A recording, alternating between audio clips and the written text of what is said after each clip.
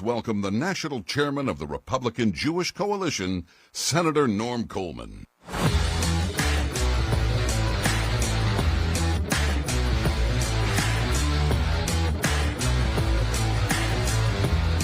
Good morning. Good morning. Shabbat Shalom.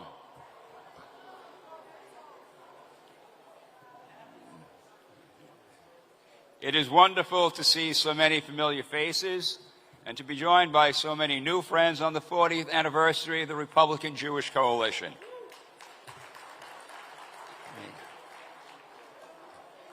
As RJC's national chairman, I know that I stand on the shoulders of giants, and I hold them in my thoughts and prayers as we celebrate our 40th anniversary this year. We have a full presentation this evening celebrating the 40 years of the RJC, but I'm looking around. I guess I want to recognize two of our titans in this room. It's George Klein, original founder of the RJC, and Cheryl Halpern, one of the early chairmen of the RJC. George and Cheryl, if you please stand, I want you to be recognized. I call George my rabbi.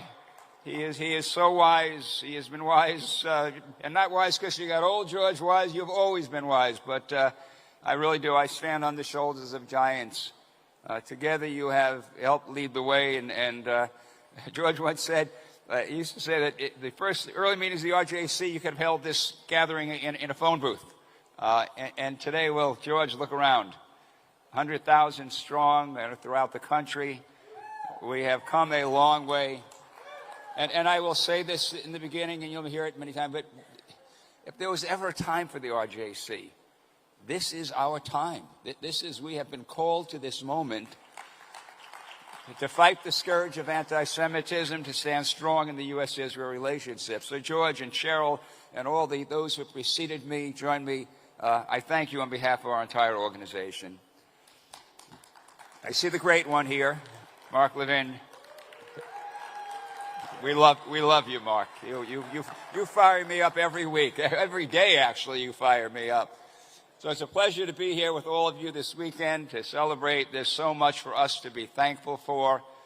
All of the living, courageous hostages that were held cruelly for 2 years in the brutal tunnels of Gaza are home in the glorious embrace of their families.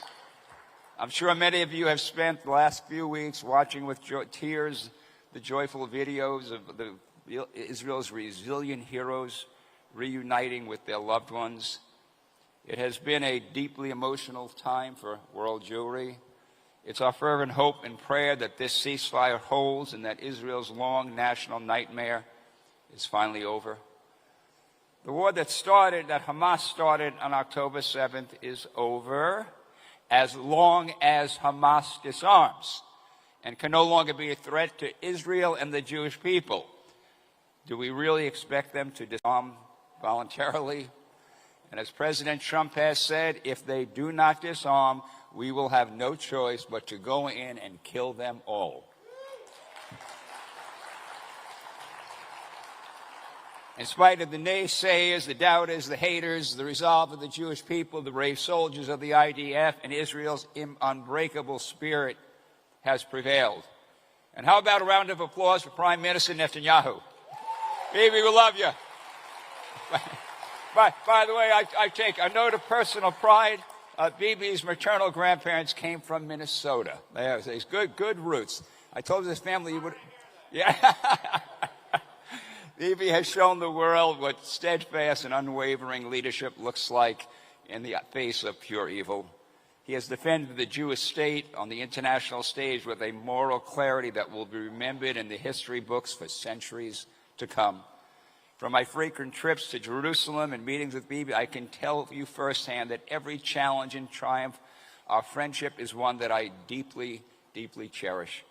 There is a mutual understanding that when our allies in Israel look to the United States, they see the RJC standing with them.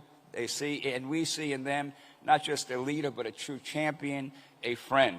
We love Bibi Netanyahu. And we know just how much of the credit for this giant step forward towards peace belongs to our trailblazing President Donald J. Trump, the best friend that Israel has ever had in the White House. He and his incredible team of Vice President J.D. Vance, Secretary of State Marco Rubio, Special Envoy Steve Witkoff, Jared Kushner achieved the impossible. Their Herculean efforts and unwavering commitment to secure a comprehensive plan for Gaza has not only brought a beautiful opportunity for peace to Israel, but paved the way to expand the circle of peace in the Middle East. The hero's welcome that President Trump received in Israel and the rapturous applause throughout his remarks at Knesset leaves no doubt. As Prime Minister Netanyahu said, Donald J. Trump is the greatest friend the state of Israel has ever had in the White House. No American president has done more for Israel, and it isn't even close. I will tell you, we're not into saints, okay? But if we were, the first saint out of the box in Israel would be Saint Donald. I have to tell you that. No question about that. President Trump's love of Israel and the Jewish people will be emblazoned in our hearts and minds and inscribed in the annals of history forever. And of course, none of this would have been possible if not for President Trump's miraculous and decisive victory in the 2024 election. Elections have consequences. And that miracle was supported by so many people in this room. It was your hard work and your relentless efforts that helped secure Republican victories across the country. The Republican Jewish coalition, as I said, was built for these inflection points in the history of our people and the United States of America. From Arizona to Pennsylvania to Michigan to right here in Nevada, the RJC worked tirelessly to move even more American Jews to the Republican Party. And we succeeded. President Trump received the highest share of Jewish vote of any Republican over 40 years, helping to deliver the White House, deliver Republican majorities in the U.S. Senate and the House of Representatives. We like to say that the RJC punches above our weight, but there's no doubt now that we are a political heavyweight. I like being a heavyweight in that regard. Together we change the course of history. Can you imagine where we would be if Kamala Harris had won? A terrifying prospect. The work of the RJC continues. We operate at one speed, determined, relentless, and unafraid. November 26th may feel like it's in the distant future, but we know the Democrats have already hit the ground running and are fundraising heavily for the midterm elections. And historically, the incumbent president's party loses a significant number of seats in those midterm elections. They know that to block the Republican agenda and President Trump's efforts to make America great again, they must take back control of Congress. Maintaining the majority for Speaker Johnson in the House and Leader Thune in the Senate is our top priority next year. We will win. We have to win. If the Democrats take back the House, the Senate, or both, it's abundantly clear that they work to enact the most progressive, radical, leftist agenda this country has ever seen. They will pack the Supreme Court. They will add citizenship for, 10 million marks, 20 million, how many? Who knows? Take a look now at New York City, Zoran Mandami, who represents the absolute worst of the worst. The squad of Bernie Sanders, AOC, Ilhan Toma, Rashida Tlaib, or as we like to call them, the Hamas caucus, okay, now has a teammate in Zoran Mandami. And make no mistake, Zoran Mandami in today's Democratic Party is not the Democratic Party of the past. It is a threat to the safety of the Jewish Americans and this country. And it's not just the extreme of the party anymore. The extreme of the party is now the mainstream of the Democrat Party. And of course, this weekend, you will hear from an exceptional group of speakers who articulate our party's optimistic vision for the future and reflect on the historic achievements that we have brought about together. I thank you all for being here at this historic event and for your incredible support for the RJC. God bless you. God bless Israel. God bless the United States of America. Thank you. Have a great day.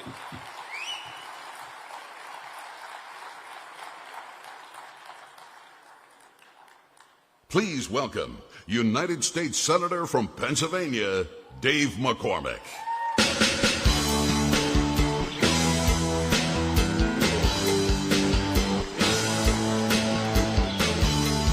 Good morning. Shabbat Shalom.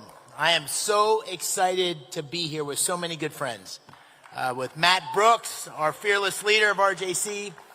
Ari Fleischer, I think, who was on my campaign, is in the house. Marka Zakowicz, former RJC board member, who was my campaign manager. I think Mark and Julie Levin, for the very first day when I decided to get into politics, they've been with me. I am just honored to be here and honored to have the opportunity to thank you all. You know, it's my first year in the United States Senate, and when Matt asked me whether I could come and speak, I couldn't wait. I couldn't wait because, most importantly, I wanted to say thank you. Thank you for your help. Thank you for your help. When you win by 15,000 votes out of 7 million cast, everything could have made the difference. Everything. And the support of RJC and the people in this room made that difference. You made that difference. I wouldn't be here without your support. And ours was not only a win, it was a consequential win. In 2024, I was the only candidate to beat an incumbent in a presidential swing state. What has become the ultimate swing state, Pennsylvania, right? And every time when you see J.D. Vance breaking a tie on the Senate floor, you can think to yourself, that wouldn't be happening without the victory we achieved together in Pennsylvania. We wouldn't have the chance to break that tie, right?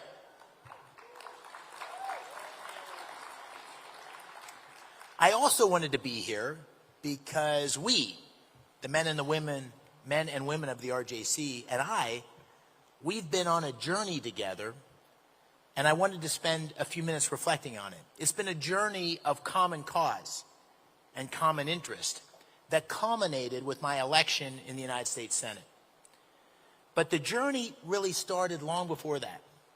It's a journey that destined us to be side by side in defense of America's unshakable alliance with Israel, in defense of the Jewish people, and yes, in defense of what Douglas Murray said last night, of Western civilization.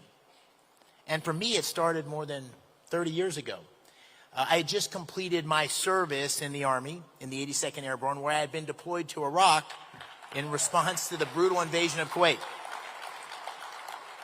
This was during the first Gulf War. And I took a year after leaving the Army to travel throughout the Middle East. I traveled to Syria and Turkey, and then to Israel, from Jerusalem to Tel Aviv, from the north to the south. And I saw the beauty and the miracle of Israel with my own eyes, and I've seen it many times since. I was at the Kotel, touching the ancient stones of the Western Wall, and I felt an affinity with the democratic values in the toughest neighborhood in the world. And I saw the complexity of the regional situation, but also the promise of it, the vision of a strong Israel integrated peacefully into the larger Middle East, an economic powerhouse, and America's greatest ally. And it left a deep, deep impression on me. Then my journey took me back to Israel when I was Undersecretary of Commerce in the George W. Bush administration. In that role, I led negotiations with Israel on export controls. And those talks were tough, but they also planted the seeds of deep friendship and respect. And I developed a friendship with General Yossi Ben Hanan, a hero of the Six-Day War and the Yom Kippur War, whose face famously graced the cover of Life magazine. And that Life magazine cover, with Yossi holding his weapon and cooling off in the Suez, is displayed proudly in my office with his signature and a call out to a fellow paratrooper.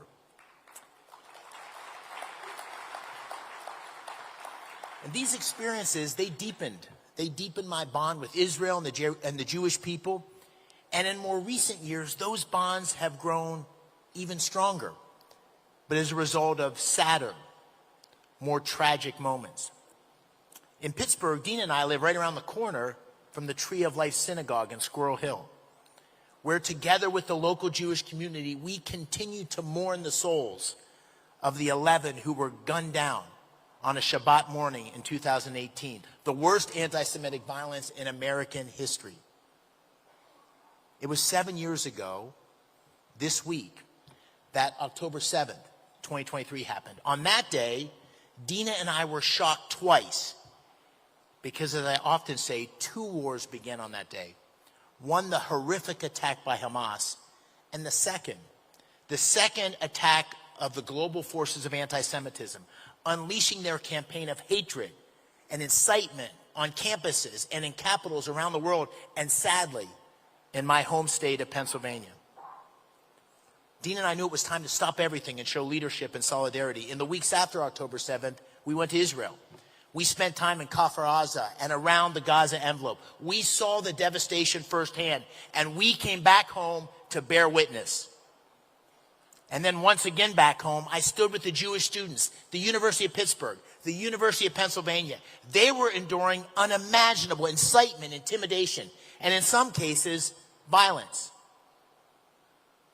So when I say we've been on this journey together, I don't mean it literally, but I do mean that these experiences made it so I feel that way in my bones. This is personal. It's in my kishkas. And all of this happened before I was elected to the United States Senate. And then when I was elected, I was elected with your help, and for that I'm very grateful. I have tried to be a voice for the U.S.-Israel alliance and been deep in the debate about how that relationship benefits not just Israel, but also advances American interest every single day.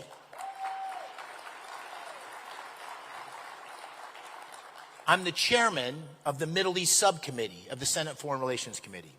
Unusual for a freshman, but I have really been pleased and honored to get that opportunity. I've used that as a perch to hold multiple fora with hostage families, to keep their plight front and center at the moment when the left wanted to blot them out of the story. This was the same spirit as Dean and I attended the vigils in Squirrel Hill that happened every week for the hostages. My first trip outside of the United States as a United States Senator was to Israel, and then the United Arab Emirates. And in a time of fierce polarization, leadership on Israel and anti-Semitism with my colleague and friend, John Fetterman.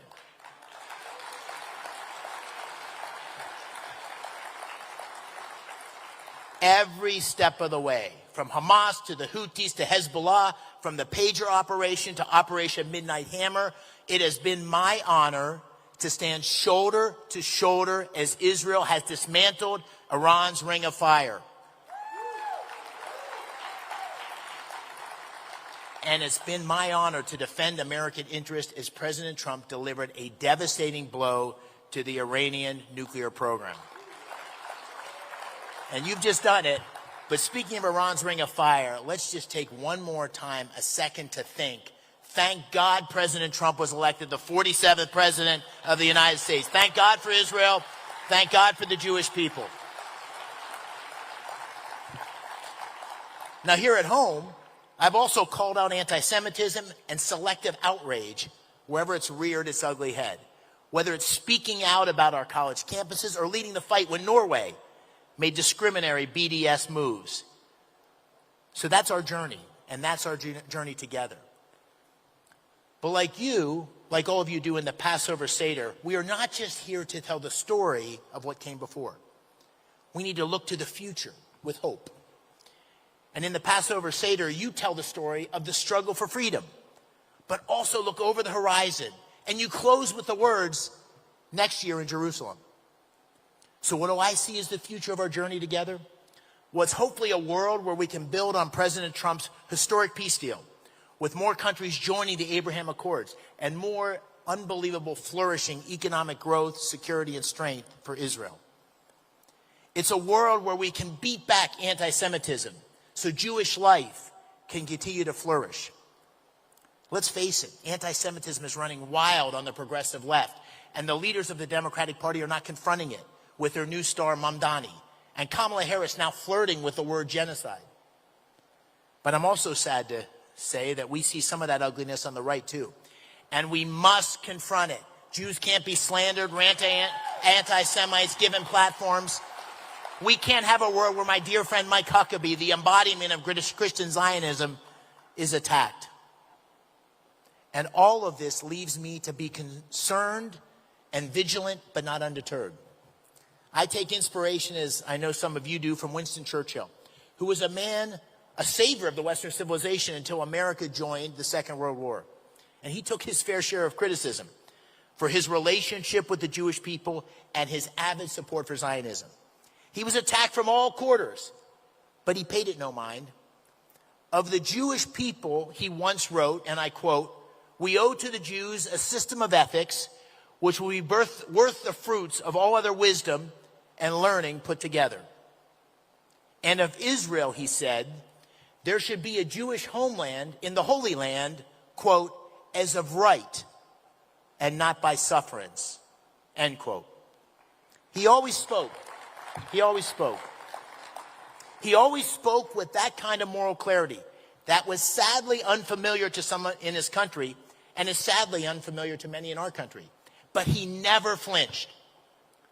Sadly, that kind of moral clarity is needed more than ever today. And I promise you, with your help, your friendship, and your advice, I would do everything in my power to provide the moral clarity and strength every single day that you all and we all deserve. Thank you very much. Thank you.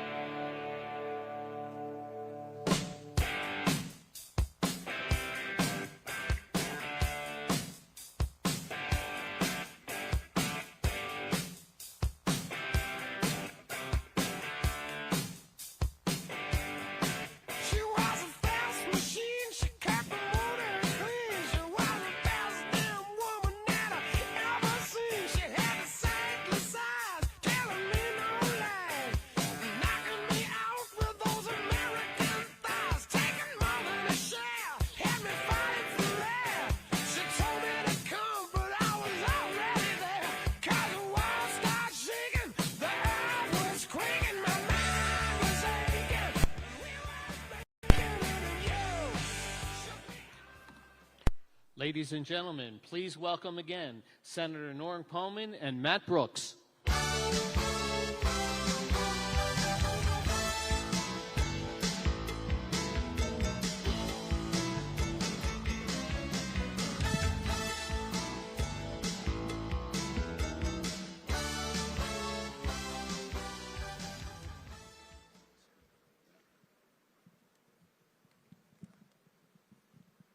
Are we live, Mike? Mark, are we live? Isn't technology great? Oh, there's the speaker right there. There we go. Are they going to see him behind us? Oh, we got him. We're all set. Yep. Big hand for Speaker of the House, Mike Johnson. Great to see you. Mr. Speaker, before you yield the floor, but I do have to say for this group, by the way, how many first-time folks are here? Okay, we got a bunch. When the Speaker became Speaker, the very first thing that he did, publicly did, was come to the RJC in Las Vegas, shortly after the October 7th nightmare. And I will say this, the love for Israel is part of it's in his core, it's his soul. And he has demonstrated that each and every day, each and every time when an issue arises, he's been in the right place because he loves the Jewish people and the U.S.-Israel relationship. For that, Mr. Speaker, we say thank you. Yes. Yes.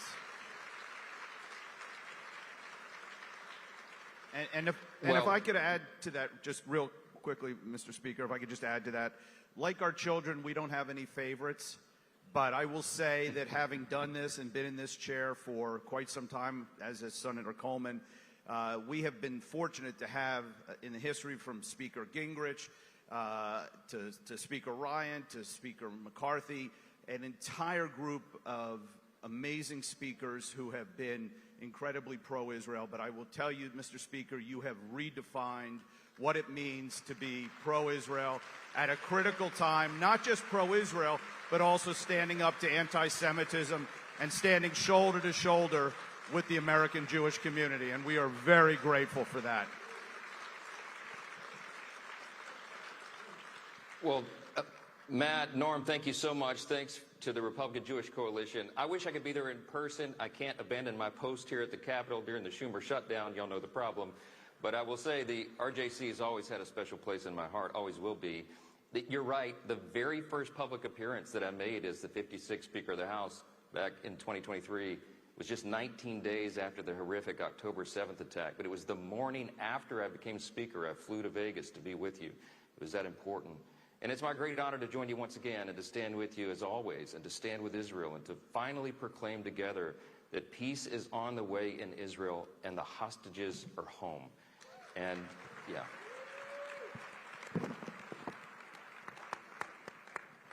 Well, look, we all know none of that would have been possible, just as unified Republican governance in Washington would not have been possible without you and your efforts. And, of course, the incredible leadership of President Donald J. Trump. And, yeah. I spoke with him early this morning. He called me very early, woke me up, and that's, I always say, I'm up, sir. No, you're not, Mike. I'll call you back, but he did. I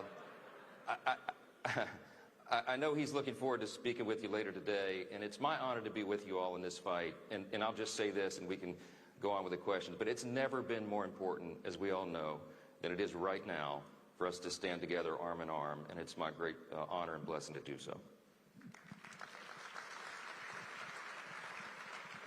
So, Mr. Speaker, a little not Israel related, but when do the Democrats come back to work? When does the Schumer shutdown end? Do you have any insight on that for us? I wish I could tell you. I mean, we do have a sense that something may change next week. Of course, there's a big election on Tuesday, and sort of the conventional wisdom on the Hill right now is that they're waiting for that to pass because they can't take the wrath of their radical, frankly, anti-Semitic, socialist, Marxist base. If they fold too soon, they're afraid it might affect voter turnout. But that really is the sum total of their calculus right now. They're trying to cover their own backsides. I mean, I'm just going to be frank, and I have been, because I'm telling the simple truth that Chuck Schumer and Hakeem Jeffries both are from New York. They're facing the rise of the Marxist anti-Semitic left, and they're afraid they're going to get a direct challenge to their own seats in their next re-election. And that is the motivation behind what they're doing, and it is so frustrating to us. Let me just jump in, Madam. You mentioned the anti-Semitic base, and unfortunately, that's where the Democrats have gone. It's heartbreaking. Though I remember the words, if Mondami wins in New York, I do remember the words of former Mayor Ed Koch, who once said, "The people have spoken; they deserve to be punished." Now, I hope that's not the case, but it breaks my heart. Let's talk about anti-Semitism for a second. One of the October 7th was a nightmare, but out of that nightmare, there are a couple things that kind of shine a light. One of them was that, on day one, the world kind of fell for Israel, and on day two, Israel was committing genocide, and Israel was the enemy. And what we saw, particularly on college campuses, chanting from the river to the sea, Jewish students afraid to wear Stars of David or kippahs on their head. It's absolutely stunning. So what happened is I think it ripped the bandage off the scab of that pus of anti-Semitism that is certainly in college campuses very, very prevalent, to the degree that I'm not sure we fully understood. The House kind of jumped right on that and kind of confronted and dealt with, Elise Stefanik, questioning of the presidents of 3 colleges there, and then unable to say that wanting to kill Jews was somehow, violating campus policy. Tell us where we're at. We saw that hearing. What's the follow-up, and what can we do to really deal with what unfortunately is kind of rampant on American college campuses? Norm, there's so much to say on this issue, as we both know, and it's certainly concerning to see some pockets, even on the right now, embrace anti-Semitic rhetoric, and we just have to be vigilant guards against that in any place that it shows its ugly head. And I'm just going to be frank. I think a big part of our current challenge right now is really as simple as basic just education. You mentioned that the rise of anti-Semitism on the college campuses, it did surprise a lot of us. I think what we might have sometimes taken for granted in years past, we can no longer just assume anymore. I don't think we could just assume that most people, even in some conservative circles, understand the importance of, for example, standing closely with our ally Israel. I mean, aside from the clear biblical admonitions of Scripture for the Jewish people, and obviously for Christians, it goes all the way back to the book of Genesis, as I remind my friends all the time. And aside from the morality of Americans standing on the side of civilization over barbarism, as Bibi Netanyahu says, there are obviously very practical and pragmatic reasons for our nation to support the only stable democracy in the Middle East. I mean, if you want to talk about America First principles, it's obviously in America's direct interest to foster stability in that region and to collaborate and trade with one of our closest and most faithful friends and allies. Now, with regard to the rise of anti-Semitism, it's education as well. I mean, here in our country, I've tried to use my voice as speaker for good to condemn that everywhere that it pops up. And I think everybody can see this as a problem that's now saturating, certainly, the progressive far-left movement, more than anywhere else in American politics. And we have to confront that directly with clarity, consistency, and conviction. And we've seen it in the past few months, even formerly mainstream Democrats openly embracing this stuff. They're openly embracing the radical socialist candidates like Mondani and others. And those people have embraced alarmingly anti-Semitic language and behavior. They have no shame about it at all. So I would just say this, look, the universities are a symptom of the overall problem. The Democratic Party as a whole has taken a hard left turn, and it's dangerous development. And I just think that we've got to stand with truth in the face of that. And we have to speak with such clarity and consistency and conviction that it goes and filters all the way down to the university campuses. And in Congress, of course, we'll be doing a lot more work on that in the days ahead. Well, Mr. Speaker, if I could build on that for a second, and I would like to share just very briefly a little anecdote to underscore so people can understand the true commitment that you have. So we were on an RJC trip during the days of the Biden administration after October 7th. We were in Israel. We were meeting with Prime Minister Netanyahu. He had literally just gotten word at that moment that the Biden administration was withholding arms that Israel desperately needed to prosecute the war in Gaza and to ultimately to do what it took to get our hostages back. And left the meeting, and the first phone call I made was to you. And you said, that's outrageous, it's unacceptable. And then you got the chairman of the House Armed Services Committee and other key members of the leadership. You said you were seeing President Biden later that day at a Holocaust Remembrance event. You stepped right into the breach. I know you called Prime Minister Netanyahu. The Republicans under your leadership have been absolutely unfailing in their support for Israel, both in terms of the moral support, but also to make sure Israel has the supplies and the military needs that it needs to win. Now that the war is over, we have a memorandum of understanding between the United States and Israel that's due to come up and to be debated. What should we do from an RJC perspective? What should we do as Republicans to ensure that the U.S.-Israel relationship and its support in Congress remains strong for the next coming decade and beyond? Well, I'll say this, your advocacy has been very important, and I think we need to do that now in earnest more than we ever have before. Again, it's an education process. It is about advocacy as well. And we've got to make sure that the next generation behind us understands that. We've got to make sure that the candidates that we recruit to run for Congress understand the importance and the necessity of that. That's a big part of this effort that I'm undergoing as well. And then we've got to make sure, of course, that the elected officials in the Senate and the House, in both chambers and in both parties, understand the necessity of this being a bipartisan effort. We've got a lot of work to do on that front. And I think the work of RJC and other allied groups is more important now than it's ever been.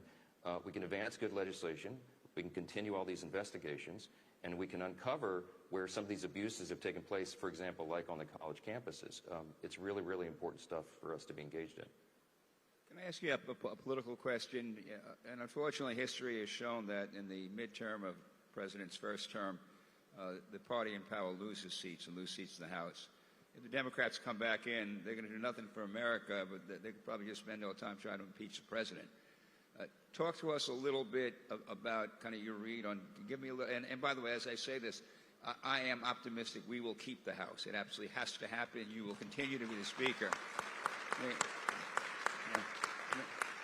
A Democrat agenda of support for Hamas, boys and girls sports, open borders, and to fund the police should not be very popular with Americans. But give us a read on kind of how you're seeing the midterms play out, and kind of tell us where we should be focusing our efforts and our energies.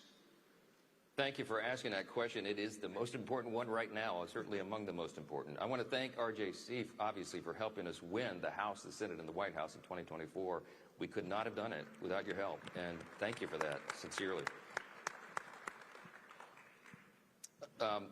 What happened in 2024 was very interesting, and it informs what happens next year in the fateful midterm election. Now, remember, we have to defy history to win that House majority. Only twice in the last 90 years has a sitting president picked up seats for his party in that midterm election. The last example was George W. Bush. That was after 9/11, so that one hardly even counts. And before that, the last example I can cite to you is FDR in the 30s. Now, we're the group that defies expectation and makes history, and I'm convinced we're going to do that again this fall. And there's a couple of quick reasons I'll summarize for you. I have a 90-minute slideshow, Norm, but I won't go through it all this morning. But here's the quick summary. We really did experience a dramatic demographic shift in the 2024 election, in part because of your assistance. We picked up a record number of Jewish voters for the Republican Party. They switched and they came to our side. That was a big thing. In a state like New York, for example, it was about a 45% Jewish turnout. In Florida and Nevada and Arizona, the other key states, it really made a difference. We had a demographic shift in many categories like that. Hispanic and Latino voters, black and African American voters, union workers, you had young people, even suburban women in many places. And I believe those demographics will stay with us in the next election because we are demonstrating for them they made the right choice. Secondly, we have a very favorable election map. Even before the redistricting battles that are currently going on began, we were already in a great position because we have far more Democrats seated today in the House in districts that President Trump won than Republicans seated in Kamala Harris districts, and that'll inure to our benefit. And I think the third reason is the Democrats are flailing. They have no identified leader. They have no platform, no position they can stand for that is palatable. Their entire agenda can be summed up in one phrase: we hate Donald Trump. Well, good luck with that, selling that to voters. You know, that's not exactly a platform. The fourth thing I would call the Charlie Kirk effect. I mean, there's a generation of young conservatives who are coming up, and they're going to be engaged, and they're going to want to have an outlet for that, and I think the midterm election is part of that. So there's all the dynamics give us a lot of tailwinds, and I would summarize it one way as well by saying this: look at reality. Every day when we're coming out and doing the morning press conference on the government shutdown, it is allowing us an opportunity to portray what I call the split screen. On one side, you have President Trump and the Republican Party, all of us together. We are cutting taxes, cutting regulations, reducing fraud, waste, and abuse in government. We've ended the border crisis. We're ending the crime crisis. We have American energy dominance again. We have new trading agreements that are favorable to us for the first time in generations. And President Trump is literally around the world solving wars and conflicts that have been going on for a long, long time. That's on one side of the screen. On the other, what have the Democrats accomplished in the last 10 months when we've been doing all that? They shut the government down. They assaulted ICE officers. They fostered political violence. I mean, the contrast between the two parties has never been more clear than it is right now. And I pray and believe that because of all of our hard work together, we're going to have even more Americans come to our side, and we are going to make history, and we're going to grow the House majority, keep the Senate, and obviously President Trump will have 4 years and not 2. Mr. Speaker, as we like to say, from your mouth to God's ears. And if I could ask the tech team for a second, because I know we had promised your team that we would have a hard stop at 12:45 your time. So I'm going to wrap it up on that point. I will tell you that the Republican Jewish Coalition is not 100% in with you, but we're 1,000% in with you. And we are proud to be standing shoulder to shoulder, not just on the critical issues that are facing our country, but on helping to give you a expanded majority so that your stress level is a little less and you can actually get some things done without being held hostage to a small majority in the House. I'd like to ask our tech guys, because I would want to say thank you, but before I do that, I'd like you to bring up the House lights. I'd like the jib operator so the speaker can see what I know will be an enthusiastic standing ovation when we say that we are grateful for you. Mr. Speaker, we love you. We are honored by your friendship.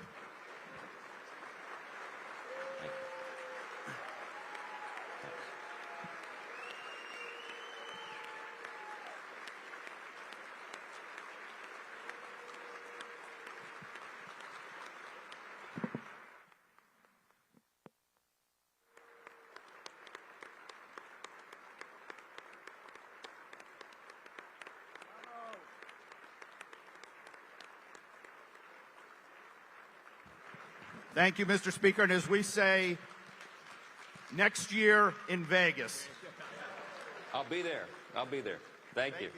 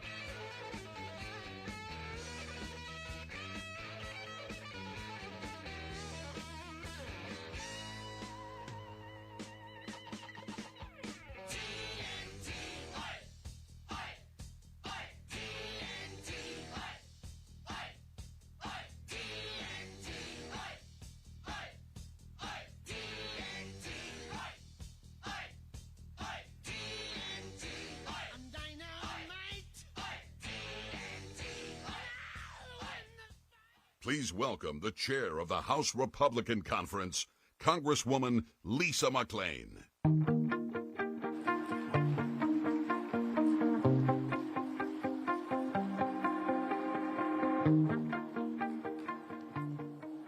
Front row, look at you. Oh, well, thank you for the box. I appreciate that. For those of you who don't know, I'm 4'11", but I tell everybody I play big. So, but good morning, everybody, and thank you to the Republican Jewish Coalition for having me. Listen, I am excited to be here. It is an honor to be among people who love freedom, who love America, and who stand proudly with Israel. For those of you who I haven't met before, I hope I get the chance to meet you real soon. But I am Lisa McClain. I serve as the Republican chairwoman for the Republican Conference. And a little bit about my background. I've spent about 30 years in business. I built a company from the ground up. So when I came to Congress, I actually came here to get things done.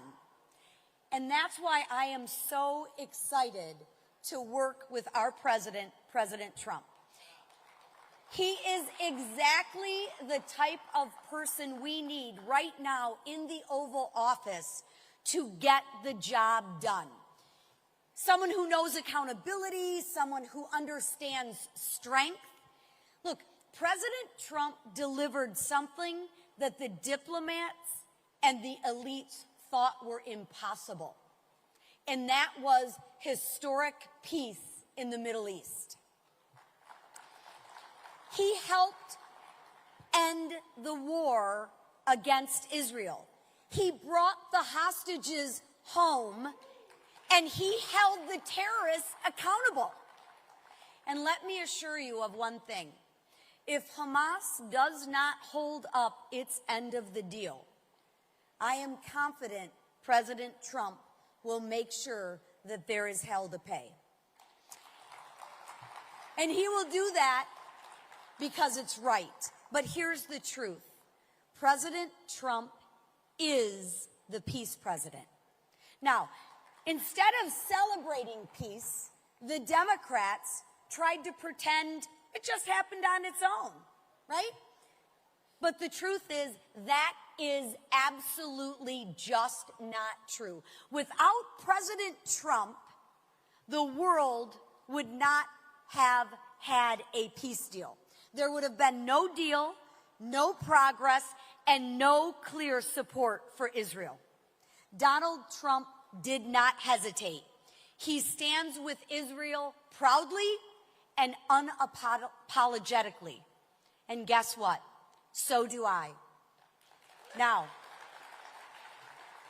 sadly, that is not true for everyone out there. But here's the truth. And I think you know this, but I'm going to state it anyways because it's worth saying. Jewish Americans have been targeted. They've been harassed, and they're being threatened right now as we speak. And way too many Democrats look the other way on this blatant anti-Semitism. This year, let's just talk the facts. This year, 113 Democrats voted against condemning the anti-Semitic terrorist attack in Colorado. Yes, 113. And look at what's happening on our college campuses. They have become a breeding ground for hate. 81% of Jewish students avoid places on college campuses because they don't feel safe. More than half say their own professors make anti-Semitic comments. This is completely unacceptable. So what are we doing about it? Well, House Republicans are taking action. We are holding universities accountable. We are protecting Jewish students. And in my opinion, if universities can't guarantee the safety of our Jewish students, then perhaps their taxpayer funding shouldn't be safe either. Isn't it funny? All you have to do to get their attention is threaten a little bit of their funding. Sad, but true. But America should never, ever pay for anti-Semitism. Now, I've traveled to Israel. I've had the privilege of meeting with their leaders. I've spoken with families whose loved ones were taken hostages. This is not abstract. This is not political. This is personal. And for those of you who don't know me, believe me, I will not back down. I will not quiet down.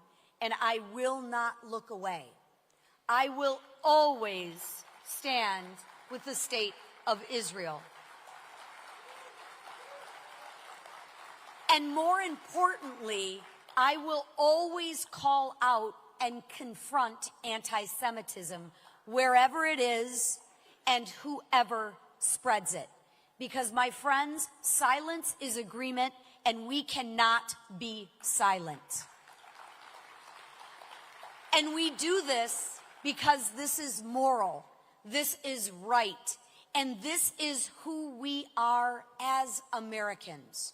So I want to personally thank you for opening up your hearts to me, taking time. I know there's a lot of places that you could have been today, but you chose to be here to do what's right, as did I and a lot of our colleagues.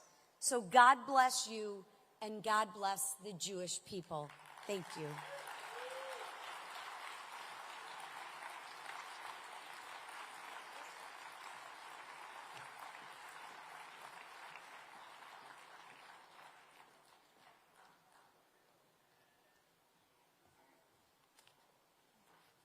Please welcome North Carolina Republican Senate candidate Michael Whatley.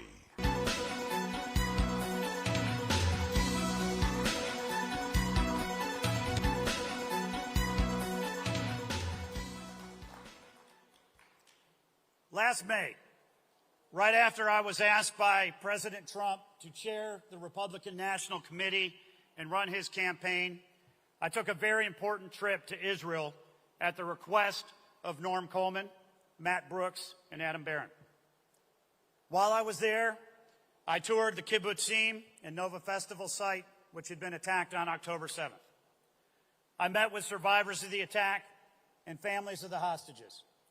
I met with Prime Minister Netanyahu, President Herzog, members of the Knesset, and had a series of very important conversations about the relationship between America and Israel's state going forward.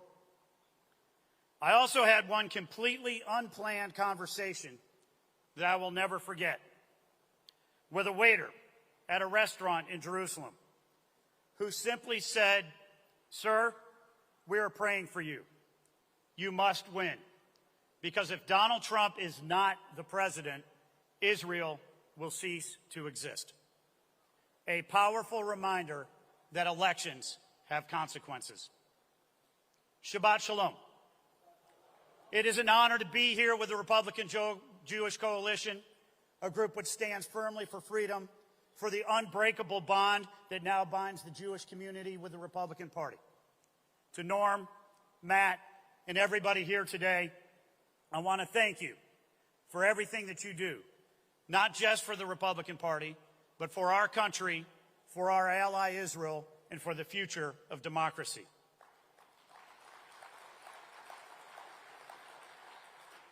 I'm very glad to say that today, almost exactly 1 year after the historic 2024 election, we are witnessing the most transformative presidential term of our lifetime. President Trump, along with the Republican House and the Republican Senate, is rebuilding our economy. He has restored our borders. He has ended the reign of the woke mob in Washington, and he has ensured that America is respected again around the world. Elections do indeed have consequences. Speaking of transformational presidents, no president in American history has done more for the Jewish people than President Donald J. Trump. When others made promises, he delivered. He recognized Jerusalem as the eternal capital of Israel and moved the U.S. Embassy there, something every president before him promised to do but never had the courage to complete. He recognized Israel's sovereignty over the Golan Heights, withdrew from the disastrous Iran nuclear deal, and stood shoulder to shoulder with Israel against terrorism and hatred. After the heroic attacks of October 7th and the catastrophic response of the Biden administration, President Trump not only stood with Israel, not only bringing our hostages home, he also ensured that Iran would never have a nuclear weapon. Under President Trump's leadership, we have experienced peace and stability in the Middle East. The Abraham Accords brought Israel and its Arab neighbors together in ways the world thought were impossible. Under his leadership, we are building on that today. And when anti-Semitism began to rise here at home, on college campuses and in our cities, President Trump acted, signing an executive order combating anti-Semitism, ensuring Jewish students can use the Civil Rights Act to hold universities accountable for their discrimination and hate. That action made history.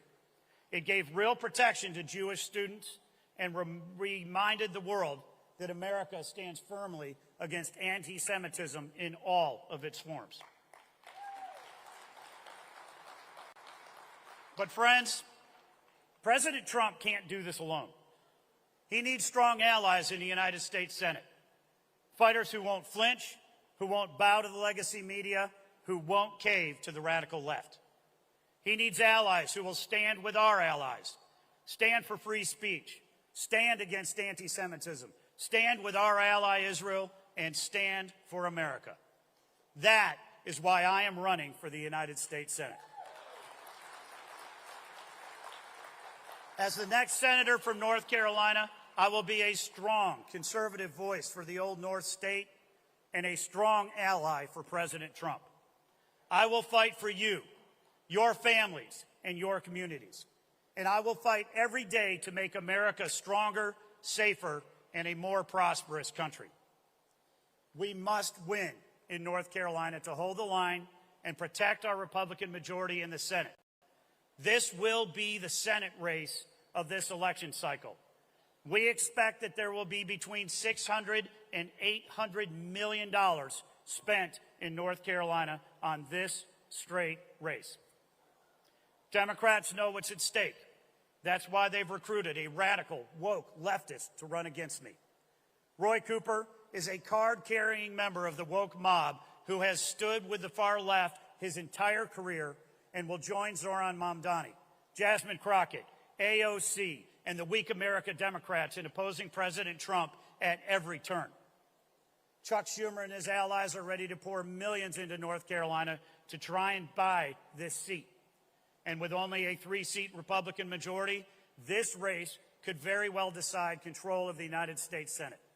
If we lose it, we will go right back to the Democrats' favorite playbook: investigations, hoaxes, and impeachments. I am proud of my role in helping to elect President Trump and the Republican majorities we have today in the House and the Senate.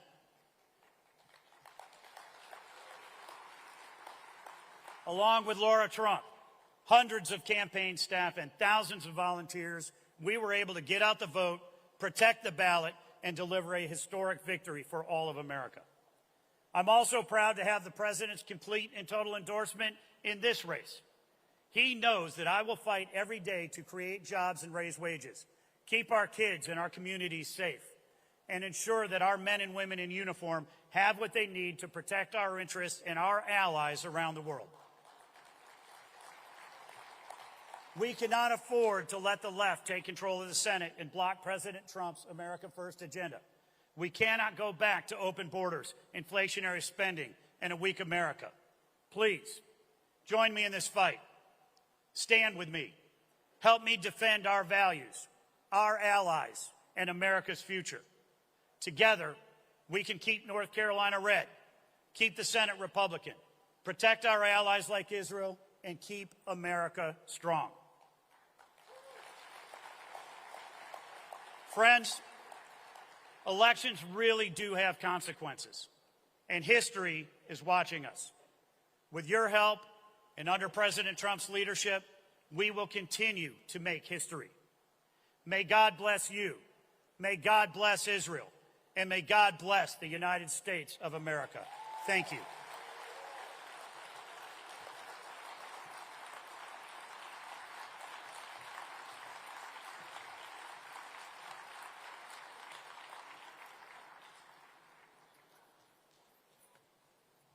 Please welcome the Hebrew Hammer, Congressman Randy Fine.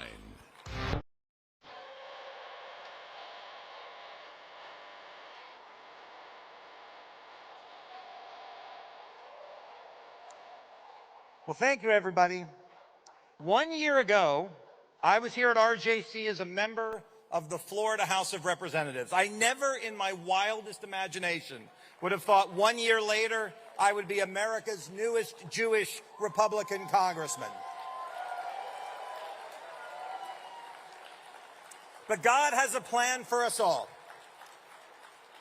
I grew up the victim of rampant, systemic, and physical anti-Semitism, where it was not safe for me to eat in the cafeteria with the other students, where a brave school principal saved my life by letting me hide in his office when I needed to. Facing violence no 12-year-old ever should have to, on the day of my bar mitzvah, I promised I would do everything that I could to make sure my children did not face what I did. And for 8 years, as a member of the Florida legislature, I worked hard to deliver on that promise, to make Florida the safest place in America to be Jewish. Those of you who are from Florida know that. We were the first state to adopt the IRA definition of anti-Semitism, to name CARE a terrorist organization, to ensure Jewish day schools had adequate security, and to make sure terrorist encampments could never take hold at Florida's universities. Every one of those was my bill. But October 7th showed me that I had not done enough. Like many of you, I made it my mission to make Donald J. Trump our next president. I saw him, and I still do, as the world's last best hope. Imagine where we would be if Kamala Harris had won. I skipped my own victory party to the Florida Senate to be there to celebrate President Trump's win. I breathed a sigh of relief. I thought that my work was done. Well, man plans and God laughs. 2 weeks later, before I even had a chance to take my oath of office as a member of the Florida Senate, President Trump asked me to run for Congress to replace Mike Waltz, our new UN ambassador. It was not my plan. It certainly wasn't my family's. But God puts us where he wants us to be. 7 months ago, on this exact day, I got elected to Congress. And I see so many friends in the audience who made that happen. Barbara Feingold was there the night I spoke to the president. My mom died 5 days before President Trump asked me to run. She's my honorary Jewish grandmother. My honorary Jewish mother. She'll be mad at me now. Matt Brooks and Norm Coleman and Matt Bogdanoff made an exception to the RJC's primary endorsement policy to endorse me the day I announced. Now, when you're on the home team, you ought to get that exception. Mark Levin featured me on his show. I ran against a guy, it was crazy, who marketed himself literally, marketed himself as a Muslim bisexual, because those go together, drug addict. I swear. Yet he raised $15 million in small dollar donations from a country whose first name starts with Q in order to run against me. But all of you helped me get there. And for the last 7 months, I've tried to make you proud. I'm the first member of Congress in American history to wear a kippah. And I'm going to tell you why. I am not Orthodox. But when I got to Congress, they put me on the Education Committee. And on May the 6th, we had our first hearing to deal with anti-Semitism. And in that morning, my son, Jacob, who's 17 years old, said, "Dad, I think you should wear a kippah today." And I said, "Why? We only wear a kippah at services." He said, "Because I have friends like these down here who go to college and who are afraid to wear theirs. So you go wear one for them." And I did. And I gave those college presidents a piece of my mind. And at the end of that day, you should find the YouTube videos. At the end of the day, my son said, "Dad, I want you to keep wearing it until every college student feels safe permanently wearing their kippah." So I did. 3 days later, Speaker Johnson invited me to be the Speaker pro tem of the U.S. House of Representatives. And when I was up there on the stage, as I looked out in the gallery, I'm listening to Democrats talk. It's very boring. I'm looking at who's coming into the gallery, and I see an Orthodox family come in. I know it's an Orthodox family. They have 10 kids. They're wearing tzitzit, black coat, the whole thing. I see them up there. And all of a sudden, the kids are pointing at me. I'm like, what do I do? Do I have my hair messed up? And then I realized they were pointing at me because they saw someone who looked like them. And I turned to the staff in that moment, and I said, "Has anybody ever worn a kippah?" And they said, "No. In the 249-year history of the United States, you are the first member of Congress to ever wear a kippah." And so I wear it, not so much for religious reasons, but to send a message that we will not be afraid, that we will lean into the fight, and we will never again apologize for who we are.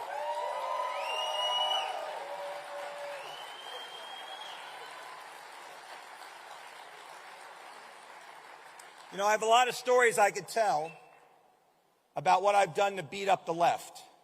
I called Ilhan Omar and Rashida Tlaib Muslim terrorists. They didn't like it very much. I said, the truth is an absolute defense. I've called for Zohran Mandami to be deported.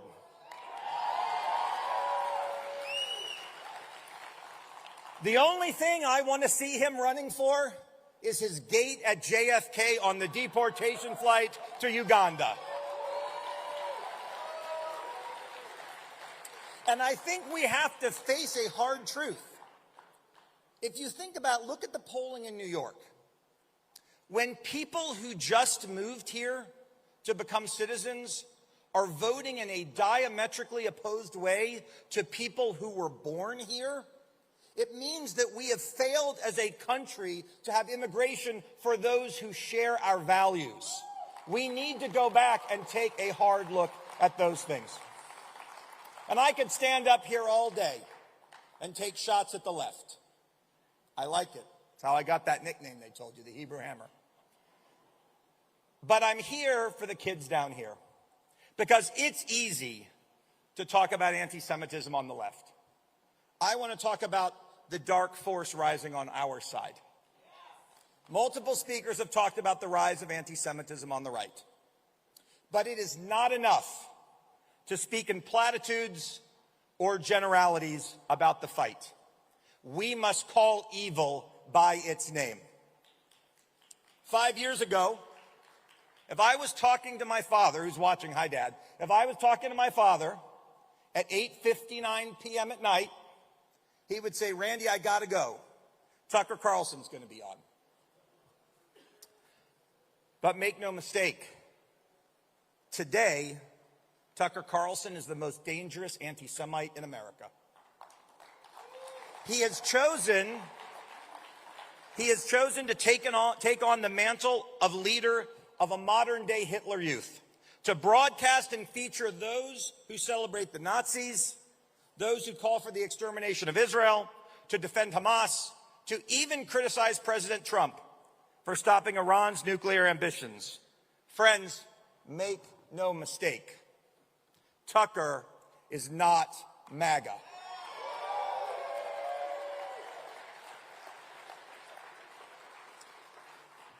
Tucker's fall from grace has been one of the most extraordinary implosions in political history. And the rapidity of it has created real challenges for us all. Because our friends don't have our shared experience. I even deal with this with my colleagues in the House. See, they remember the Tucker of 5 years ago. They don't live with anti-Semitism every day. They don't think about it the way that we do. And it's jarring for them to try to understand, how did this person become who he is today? But the challenge is he's inspired a movement of hate in our midst. And I'm not done calling people out. I have the distinct displeasure of serving with two overt anti-Semites. You know, there was a time in the Democratic Party where when I was a kid, I was always a Republican. And I thought the liberals were dumb, but I never thought they were anti-Semitic. And there came a time in the last 30 years where probably they had one or two in Congress who were anti-Semitic. And you know what they did? They said, it's no big deal. They're the fringe. No one listens to them. No one will believe them. And they didn't do anything about it, and look where we are now. Well, I have to serve with those two people now, Thomas Massie and Marjorie Taylor Greene. Some days I marvel at their stupidity. Other days, at their evil. It makes my stomach crawl that I have to sit in the same room with them. So now we have to choose. Will we ignore these embarrassments to our party? Will we pretend they don't matter or that they don't exist? Will we make the same mistakes that Democrats made so many years ago? I know what I'm going to choose. I'm going to choose to fight. For organizations like the Heritage Foundation, whose CEO stated that opposing Tucker's bigotry makes us some kind of venomous coalition. I thought about actually printing that out and putting it right here, venomous coalition over our name. I guess I need to find a pet snake. I was supposed to do an event with Heritage next week, I think on Wednesday. They don't know what I'm about to tell you. Right now we're canceling it.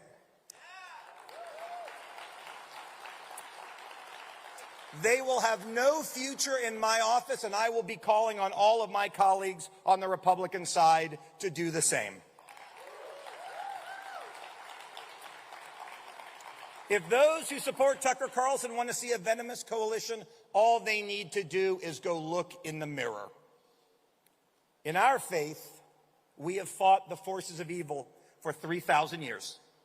We've never been afraid, because we're guided by Hashem's demand that we bring light to the world, that we stand before the darkness and we be prepared to do what is right. God puts us where he wants us to be, not just for me, as a congressman, but for all of you, for all of these kids down here, for all of you in the audience. God wants you to be right here, right now, engaged in that fight. And today in this room, and at this time, we speak with one loud and convincing truth. We will not let our party fall to this darkness.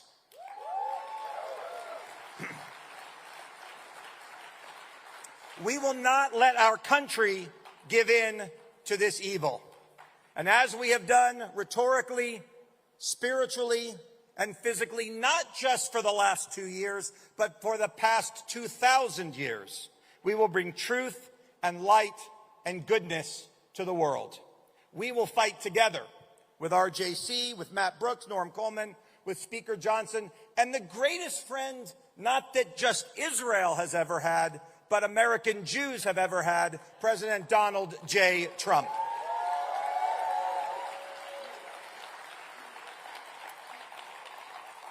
Because God didn't just put me where he wants us to be.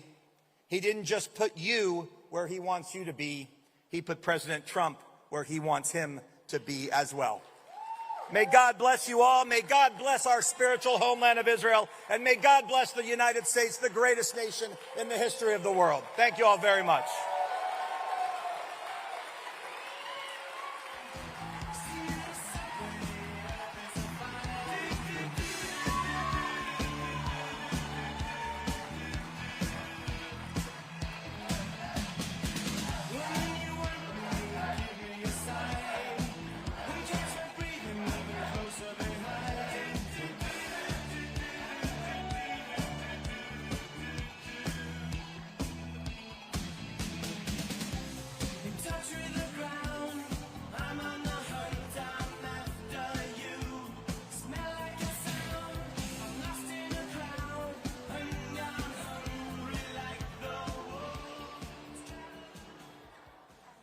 Please welcome Congressman Max Miller.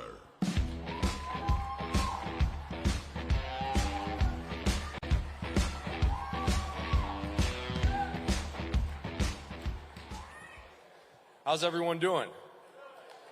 Yeah, well, let's give it up for the Hebrew Hammer, Randy Fine. He's been a wonderful addition to Congress, and just last term I was one of 2 Republican Jewish members of Congress, and now we doubled up and we have 4. And let's clap it up for that.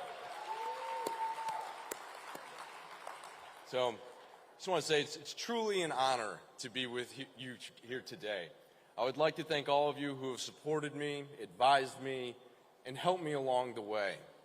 The Republican Jewish Coalition plays an important role in making sure that Jewish voices are heard, represented, which is needed now more than ever within the Republican Party. I am proud to stand here as one of 4 Jewish Republican members of Congress, and I'm even prouder to be with all of you, my people, who are the backbone of this movement. Our party, the Republican Party, is and must remain the unwavering champion of the United States-Israel relationship. I am proud to stand with Israel, the forever home of the Jewish people, because of our nation's shared values promoting freedom, peace, and democracy. Our time-tested alliance with the only democracy in the Middle East has long been a pillar of America's regional security framework, helping to protect Americans at home and abroad, as well as promote peace and stability in the world's most volatile region. Supporting Israel in its right to defend itself should not be a partisan issue whatsoever. It is a bedrock of American foreign policy. I am incredibly proud of my Jewish faith and my heritage. I was blessed to travel to Israel with the House Foreign Affairs Committee after the war began in 2023. On our trip, I met with Prime Minister Bibi Netanyahu and Defense Minister Gallant, as well as family members of the hostages. What we saw was nothing short of heartbreaking. Having the privilege to see Israel, talk to the people, and feel the gravity of what happened on October 7th only underscores the historic importance of a vision for genuine peace and lasting security. When we talk about historic importance, we have to talk about President Donald J. Trump. His leadership, has laid the foundation for a complete paradigm shift in the Middle East. He proved that you can achieve peace through strength and not submission. It may not be the time to spike the football yet, but we can celebrate some of the most impressive and significant recent wins that he was able to accomplish. Under the watch of a strong America and a strong Israel, and building on the policies championed by the Trump administration, we have seen remarkable successes.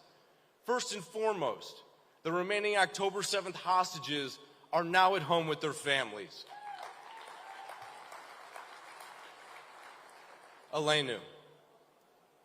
The United States and Israel are busy implementing a peace deal that will hopefully lead to the lasting stability on Israel's southern border. We have yet to see the full deal implemented, but we should all be rooting for its success, and yes, that also means ensuring that Hamas honors the agreement. Hezbollah's command and control have been completely wiped out, and Iran's proxy network in the region is in complete disarray.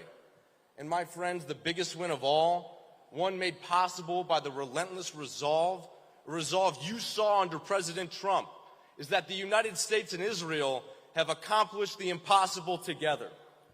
Operation Midnight Hammer and the 12-day war have ensured that the mullahs of Iran will never have a nuclear weapon.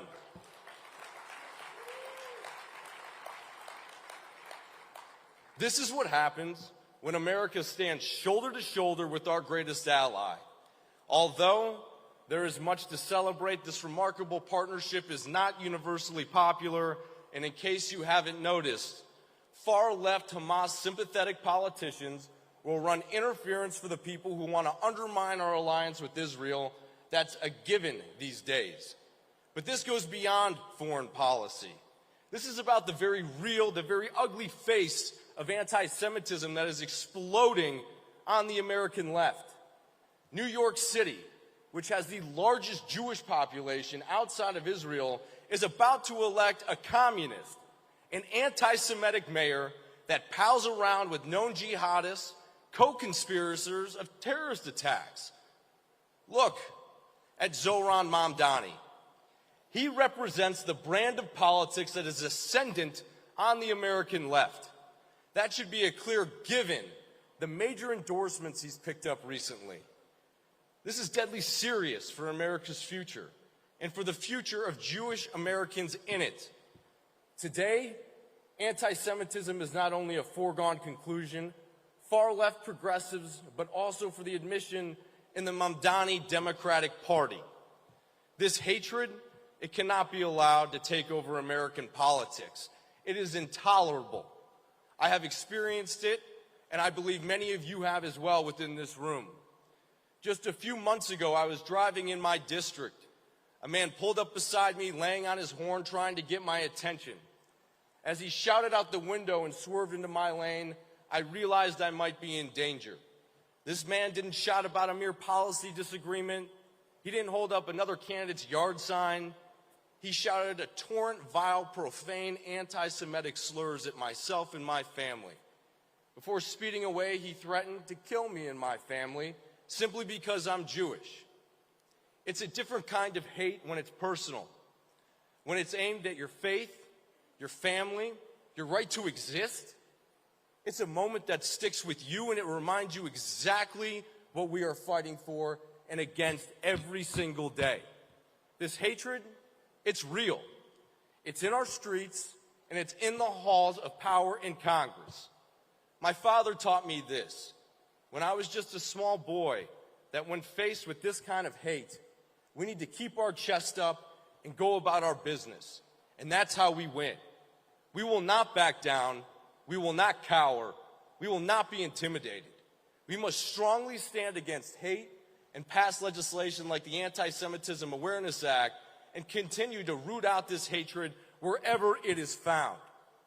I can promise you that I will keep fighting anti-Semitism until we make it extinct, and I will continue to be a steadfast voice in the support of the continued U.S. aid for the state of Israel.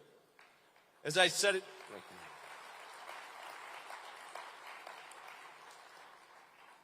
As I said it last year, I will say it again.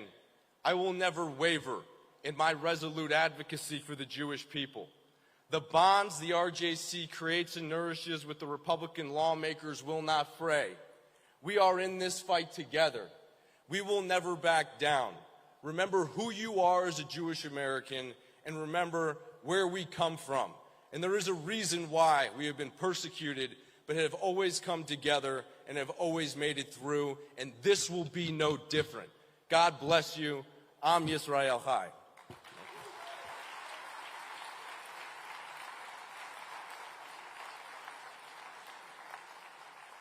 Please welcome Congressman Mike Lawler.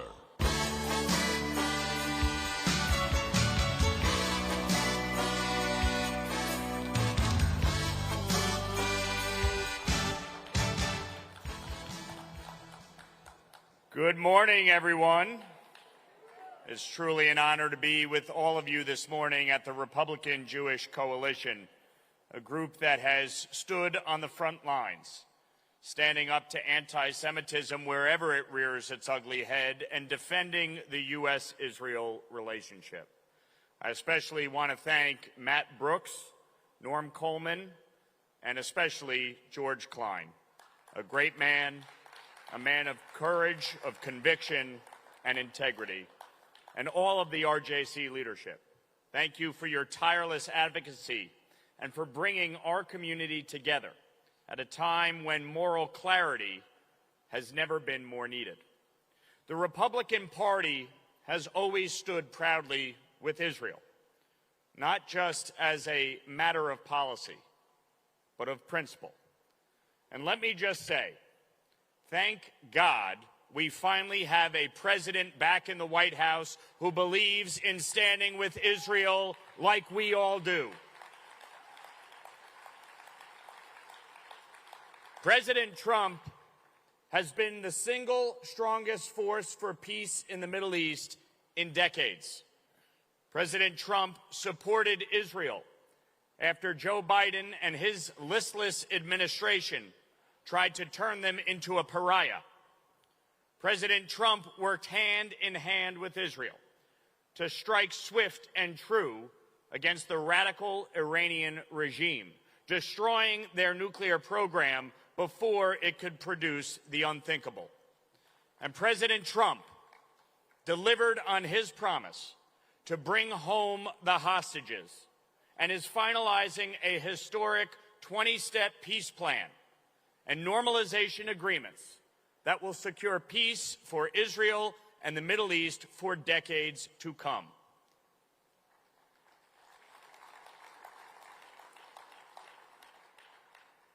But we know the fight is not over because there are still deceased hostages remaining in captivity, including 2 Americans, Omer Nutra and Ite Chen. Their families deserve closure, they deserve a proper burial, and we must not yield until they come home. Now, President Trump knows one fundamental truth. Israel is our ally. It is a symbol of what democracy can be around the world. And it is the only true democracy in the Middle East. Israel is a nation built on resilience and freedom. These are the very same values that are at the foundation of our own country. So let us be clear. Israel is not an oppressor. Israel is not committing genocide. Israel is a beacon of freedom, of hope, and opportunity, and we will always stand with our ally Israel.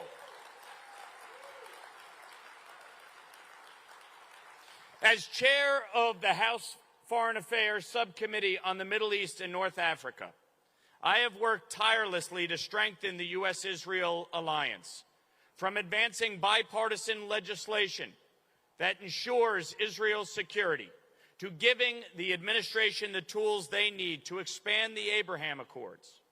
We have worked to hold the United Nations accountable for its blatant double standards against Israel and are promoting the Trump administration's maximum pressure campaign against the Ayatollah and his dangerous regime in Iran. In the 118th Congress, I was proud to lead and pass the SHIP Act, which worked to cut Iran's oil trade off at the knees and hold China accountable, the biggest purchaser of Iranian petroleum. That is what is funding Hamas. That is what is funding Hezbollah and the Houthis and Iran's terror proxy network, and it is what is funding their nuclear ambitions and ballistic missiles program. It must be cut off at the source.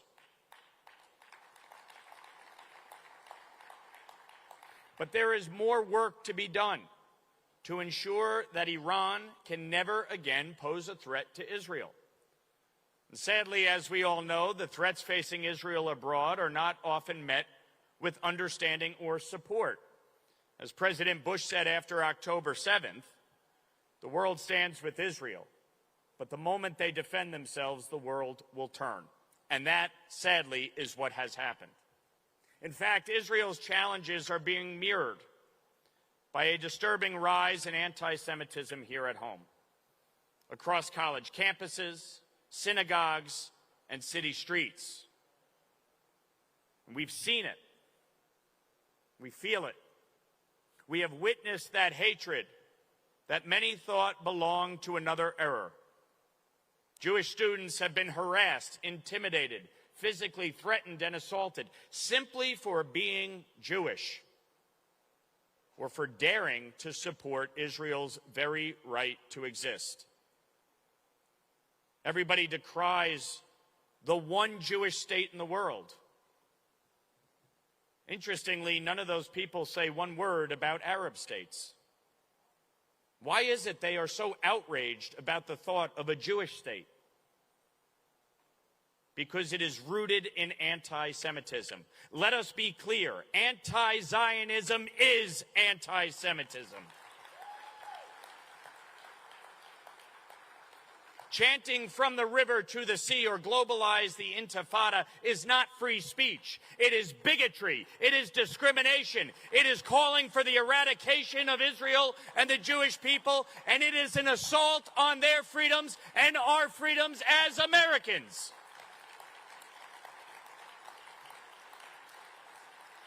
And sadly, it has been normalized. It has been tolerated. It has been embraced by the far left, by the Democratic leaders who are too afraid of their base or too politically compromised. Call it whatever it is. Chuck Schumer likes to say he is Shomer. Let's be clear. Chuck Schumer is a shanda. He's a disgrace.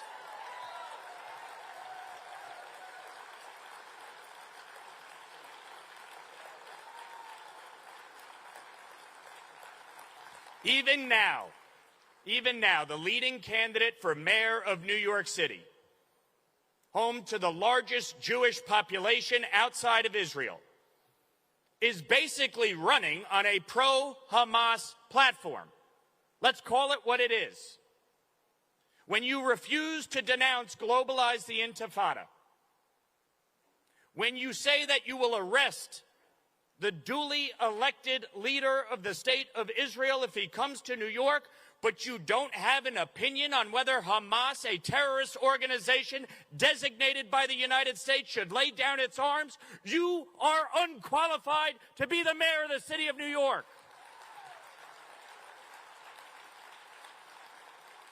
When you are raising money just 3 weeks ago for UNRWA, an organization that the United States Congress has defunded precisely because of its role in promoting anti-Semitism, in teaching Palestinian students to hate Jews and to want to kill Jews, and because of its role in October 7th, in which they helped fund and train and engaged in the killing of Jews and Americans and New Yorkers.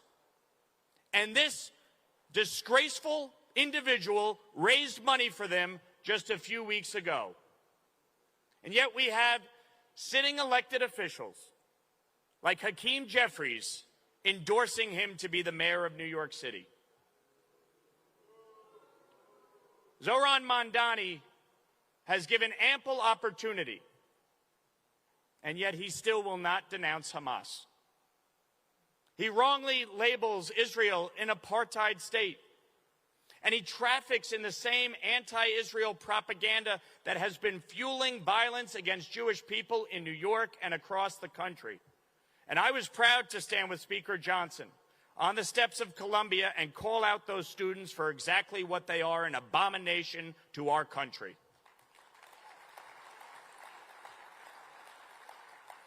But sadly, this isn't just the fringe anymore.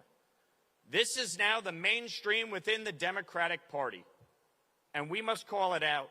And as many of my colleagues have said, we must call it out on the right as well. We cannot tolerate anti-Semitism anywhere that it rears its ugly head.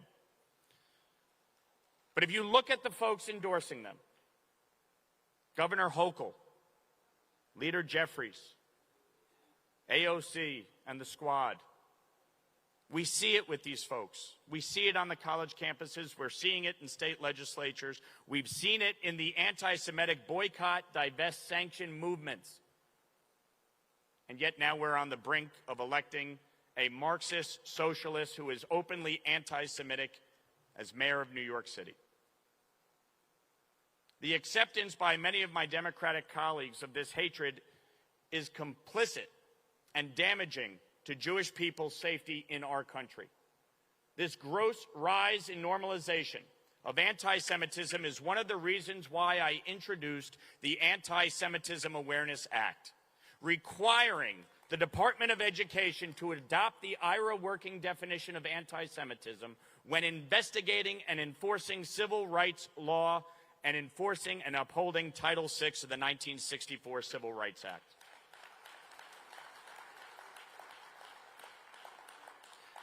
I'm also advancing the Countering Hate Against Israel Act, pushing back on those who use taxpayer dollars to delegitimize the Jewish state, and the IGO Anti-Boycott Act to fight back against the insidious BDS movement promoted by the United Nations.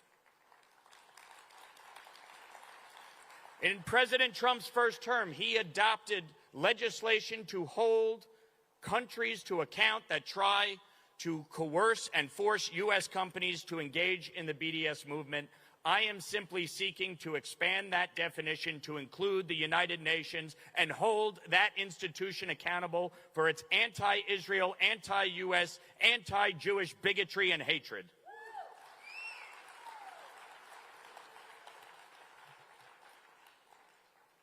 And I've been receiving pushback for doing that from those on the right, like Marjorie Taylor Greene. Who knew that Marjorie Taylor Greene was such a fan of the United Nations? It's pathetic, it's embarrassing, and we must pass that legislation immediately.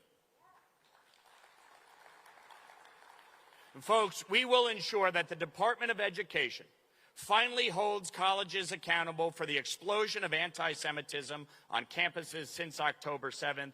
This moment demands courage. Anti-Semitism threatens not just the Jewish community, but the moral fabric of our nation. Because when radicals chant from the river to the sea, they are not calling for peace, they are calling for the eradication of the Jewish state. It's not a political slogan, it's a genocidal one. The genocide in the Middle East are those that seek to eradicate the state of Israel. And the reason we know that is because none of those Free Palestine people, none of those ceasefire now people had anything to say when President Trump negotiated that ceasefire and when the Palestinians were being slaughtered by Hamas in the streets when Israel moved back from behind the line. They said nothing. Because it was never about freeing Palestine, it was about ending the Jewish state. And we must remain vigilant against it. And yet many Democrats in Washington, Albany, and New York City still can't bring themselves to say one simple truth. Hamas is the face of evil. And Israel has every right to defend itself. And the United States must stand with Israel without hesitation or apology. That is what leadership looks like. That is what the Republican Party, the party of Lincoln and Reagan and Trump, is delivering once again. We are the party that stands up for Israel's right to exist, for America's alliance with the Jewish people, and for the fundamental truth that good and evil are not morally equivalent. In a world filled with moral confusion, we choose clarity. In a time of weakness, we choose strength. And in the face of hatred, we choose courage. As Psalm says, pray for the peace of Jerusalem. May those who love you be secure. That's what we're fighting for. Security, freedom, and peace for Israel, for the Jewish people, and for the United States of America.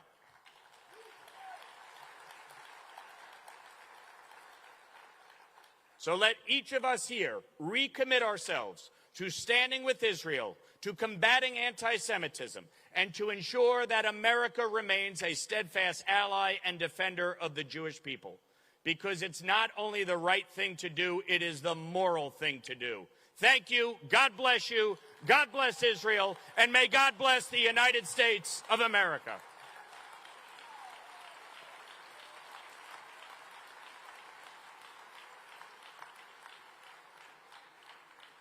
Please welcome award-winning singer and songwriter John Andresek.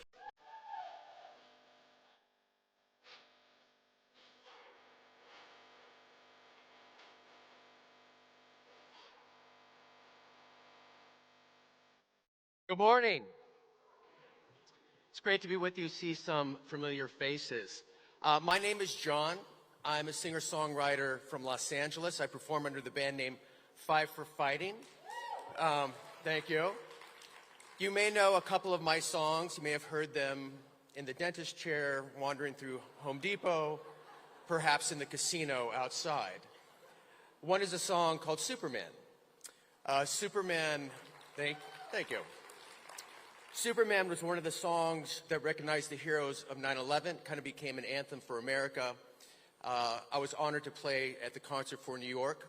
Another song is called 100 Years, that maybe some of you have used in your home movies for your families. And I'm here today to talk about something that I think is critical and something that is rarely addressed in these seminars, these meetings. And it is the critical need to deploy the arts in this war for civilization. The critical need to deploy the arts in this war for civilization. People always ask, and we were talking about it last night, Israel always wins the war, and they always lose the propaganda war. And why is that? Well, again, Douglas talked about that last night. There's a lot of reasons, but I would propose part of that is because we do not deploy the arts in a strategic way. And to be frank, the Republican Party almost has a disdain for the arts. I have worked on a few conventions. I could tell you some stories that would blow your mind, maybe at the bar later tonight. But I understand most of the iconic artists are leftist. It's annoying. They get on their soapbox. But as Andrew Breitbart said, our buddy Andrew, years ago, politics is downstream from culture. And if we cede the arts to the left, we are going to lose the second war that Douglas was talking about, the war for the soul of the world. And why is that? Why do the arts matter? Music, I would argue, holds the key to the heart, which is the first step in opening minds. Music is the key to the heart that is the first step in opening minds. It breaks down barriers. It breaks down borders. People listen differently to music. It provides solace. It provides inspiration. And it is the only way we get to the kids who are being indoctrinated through TikTok, Instagram, with the Free Palestine genocide propaganda. They don't watch Fox News. They don't read the Wall Street Journal. And I'll say something that may get me in trouble in this audience. I'm sorry, Matt. I'm sorry, Norm. I would argue that one song can be more powerful than 10,000 speeches, op-eds. And I loved Randy's speech, I gotta say. And I see that. I see that firsthand in my career every night. Some of you know I wrote a song about Afghanistan called Blood on My Hands that was very critical of the Biden administration and became a voice for our Afghan veterans when we abandoned their allies. And initially when it came out, of course, the left shunned it, YouTube took it down. And when I would go perform in deep blue states and I'd start talking about Afghanistan, you could see the audience initially start to their eyebrows would go up, their hands would cross. And you could see the revulsion when I started talking about it. But when I said it was a moral message, and I talked about the fact that if it was a different party, the song would remain the same, and I played the song and I sang it with passion, you could see them start to listen, relax. And I would have conversations with people after my shows. Did they agree exactly what I was talking about? No, but we talked. We shook hands. Sometimes we hugged. I see the flip side of this when I go to deep red states and I talk about my song, Can One Man Save the World, that I wrote for Ukraine, who my co-writer is in the audience, and I won't mention his name. I don't want to embarrass him. But this song, I went to Ukraine, I performed with the Ukrainian orchestra, and when I talk about the fortitude of the Ukrainian people, I talk about the 72-year-old violin player who spent an hour teaching me curse words on how to curse Putin in Ukrainian. They start to listen. They start to listen. Only music does that. Only music does that. Now, the Israel-Gaza dynamic is harder. Some of you know I wrote a song called Okay, We're Not Okay, and made a video and released it after October 7th. And for me personally, it was quite a revelation because Israel shared that song on their social media. And very quickly, I understood in a small way what it's like to be Jewish in 2023. I'm not Jewish. You don't have to be Jewish to condemn Hamas. You just have to be sane.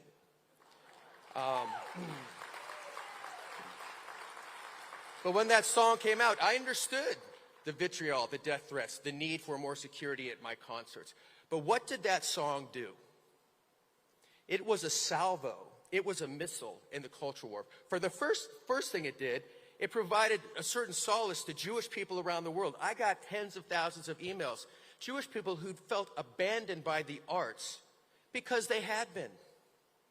Finally, they saw somebody saying something that made sense to them, speaking their truth. It also put the other side on defense. And it had to be covered, because it went global, by the media. They had to show those pieces.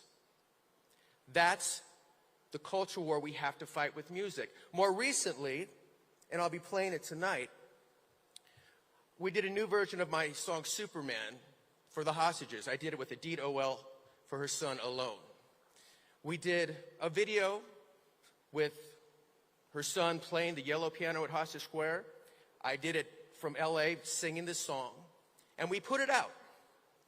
And it got 30 million impressions. I was in Washington just the other night. I had a gig, and a couple came up to me afterwards and said, "Thank you so much for doing that new version of Superman." My son, who goes to a certain college, not my son, their son, they said he'd been indoctrinated by this woke propaganda. And he saw your new version of Superman on TikTok. And for the first time in 2 years, he asked about the hostages. He'd played your song as a kid. And I was happy the timing of that release. It basically came out the same time as Coachella and Glastonbury, when the whole music industry was basically a Hamas propaganda outlet saying F Israel, waving their flags for the whole world to see. But you know what Superman, our video, provided? It provided the counter-narrative. It was about hope. It was about compassion. It was about truth. So you had this kind of raging mania of the music business here, and you had this young boy who'd been in a tunnel for 700 days with his family playing a piano of a song that everybody associated with 9/11. Of course, October 7th is our Jewish friends' 9/11. That is the battle for the culture war. I wish there was 1,000 more okays. And we did it with about 20 grand and 2 tweets. Hundreds of millions of views. Imagine if we had an infrastructure. Imagine if we had 1 million bots. Imagine if we had a Mossad for the arts.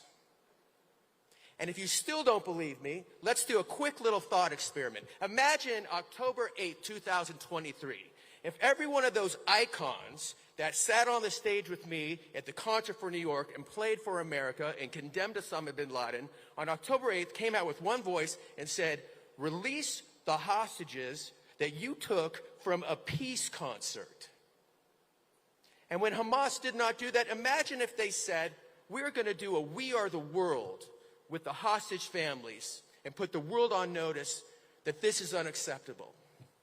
And when that didn't move Hamas, imagine if they said, Bono, Springsteen, all our musical betters who like to lecture us on human rights.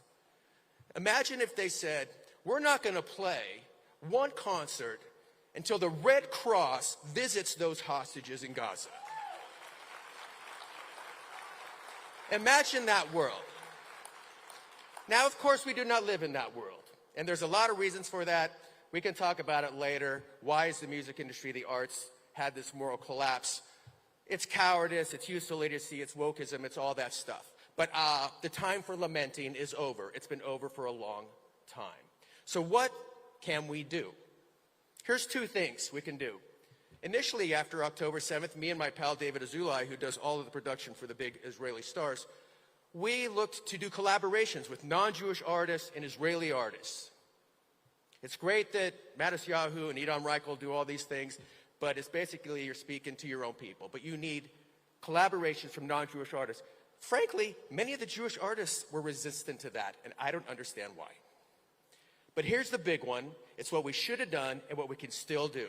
Imagine this. Imagine 6 months after October 7th, we had a Live Aid. We had a Sun City. We had a concert for New York type concert.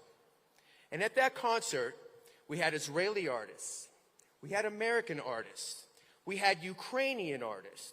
We had Afghan artists. We had Iranian women. And at that concert, like the concert for New York, each band was introduced by iconic freedom fighters. Sharansky, who already told me he'd do it, Kasparov, Masi. And we streamed that around the world. What would that do? I'll tell you what that would do. That would take the dynamic out of Israel, Gaza, and flip it to good versus evil. Imagine Idan Golan, the heroine, singing with the contestant from Ukraine during that Eurovision contest. Imagine that image of these 2 iconic people, and the world would watch, the kids would watch. Imagine them singing a song together, and people would have to, in their mind, come to grips with, well, I love Ukraine, I support Ukraine, but why am I told to hate Israel? Here are these 2 people singing for the freedom, survival of their countries. That is how we win the second war. That is how we win the second war. And I've talked to billionaires, I've talked to artists, and everybody's like, it's a great idea. We have to do it, and it can't be a one and done, because each time we do it, we'll get more. We'll get people who are on the fence, people who've been afraid, and that is how the arts must be deployed in this war. I end my concert every night, and it's kind of cheesy, but, you know, I do my encore, and everybody's, clapping, and everybody's standing and screaming. And the last thing I say is, fight the good fight. I just go, fight the good fight! But that's what we're doing. And people say, why do you do this? You're not Jewish. It's easy. It's easy to fight the good fight where you're on the right side. It's easy to fight the good fight when you're the good guy. You know, it's not hard. It's actually kind of exhilarating. I see so many people that I've worked with and met and through social media, and see the fearless leader, Mark Levin, right here. It's like, it's easy to fight when you have good people. So I think, again, let's remember, to win the second war in hearts and minds, we have to use the arts. We have to use the arts. We are fighting the good fight, and I look forward to continuing to fight the good fight with each and every one of you. I'll see you tonight at our little concert. Thank you very much. Yeah.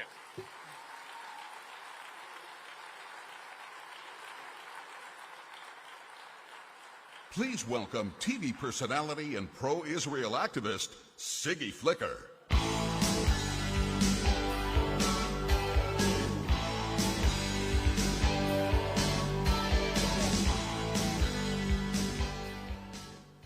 I don't see anything. Thank God I brought some backup here. Good afternoon, friends of the RJC. Shalom. My name is Siggy Flicker. I'm a loud, proud, strong and courageous 58-year-old Jewish Zionist housewife with a fabulous facelift. It's such a relief to be in a room with a distinguished group of people who understand what's at stake. We are living in biblical times and fighting a spiritual battle, and we must win this battle to save Western civilization. Our children and our grandchildren's lives depend on it.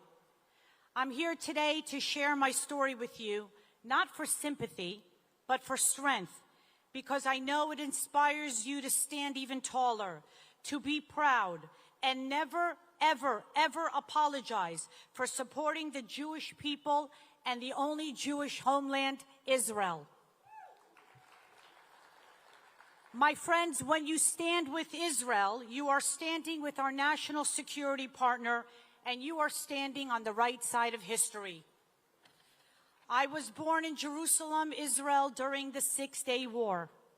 My father, Dr. Mordechai Paldiel, is a Holocaust survivor and scholar who led Yad Vashem's Righteous Among the Nations division for over 24 years. Under his leadership, more than 19,000 non-Jews were honored for risking their lives to save Jews during the Holocaust, including my father, who was saved by a Catholic priest by the name of Father Simon Gallet, who saved my father and his entire family in Nazi-occupied France. Without Father Gallet's courage, I would not be standing here today with you. So from the bottom of my heart, I want to thank every non-Jew in this room who stands shoulder to shoulder with Israel and the Jewish people. Toda Rabah. Thank you. Toda. Now, I wish I had a story to report from Gaza of a single righteous Gentile. But so far, no story has emerged from Gaza. Think about that. I grew up deeply aware of history, my families, and our people. My grandfather fled oppression in Iraq in the 1930s and later gave his life in Israel's War of Independence in 1948. My father fought in the Six-Day War while my mother went into labor with me in a bomb shelter. Go figure. That's why I'm so quiet. My father later served proudly in the United States Army. When our family immigrated to America legally, my parents taught me two lessons that shaped everything I am today. Sigalit, know your worth, and just as important, know your people's worth and know your nation's worth. Because a nation that forgets its past has no future. Every Friday night, we would gather around the Kiddush table. Sid Rosenberg, I love you. And my father would repeat story after story about the Holocaust. And one night I said to him, Abba, lama kol hasipurim haele? Why do you keep repeating story and story? The Holocaust will never happen again, Daddy. Abba, we live in America. My father looked at me and said, Sigalit, anti-Semitism is like cancer. It may lie dormant for many years, but when it rises, you must face evil and look at it head on, or it will consume you. I never forgot those words, and I never imagined to live to see the level of anti-Semitism we are seeing today. But let me tell you something. I'm not afraid, and neither should you be. I started my career as a reality TV personality. I had my own dating show on VH1. I appeared on several talk shows, wrote a dating book, and eventually joined the cast of The Real Housewives of New Jersey. Right around the same time, this is Hashem, the same time that Donald John Trump announced his run for president. I stood up for President Trump back in 2015 before it was even cool. That is when the entertainment industry came after me with a vengeance in the editing room. I learned very fast about fake news, selective editing, and false narratives. Of course, I was angry. I was frustrated. I cried a lot, but I never caved because I knew I was standing with the greatest president in modern American history, Donald John Trump. I believe that experience is what bonded the president and me when I met him a few years ago, because no one understands fake news and false narratives better than President Trump. I'm also honored that President Trump recently nominated me to the U.S. Holocaust Memorial Council, along with incredible people here tonight, my mentor, Barbara Feingold, Tila Falick, Sid Rosenberg, Robert Garson, and John Burkham. Today, I also serve as the national spokeswoman for Jexit, Michelle and Karen. For those of you who don't know, it stands for Jews Exiting the Democrat Party. And yes, I was once a Democrat. I'm sure a lot of people in the room were once Democrats. But I woke up, and I will never, ever, ever again support a party that turns its back on Israel, America, and that enables anti-Semitism. Now for the important part. Ladies and gentlemen, America faces a huge problem. And I have a secret for you. It's not a Jewish one. It is the Red-Green Alliance, the unholy union of Marxist revolutionaries and Muslim jihadis, united by one goal: to destroy Western civilization. Their narrative, I know a lot of people are afraid to speak about it, but we must start talking about this. Their narrative is simple and they're not shy about it. Infiltrate, populate, dominate, never assimilate, and then create a caliphate. In other words, you better convert, submit, or die. As the great Charlie Kirk, my friend, would say, immigration without assimilation is an invasion. And he was correct.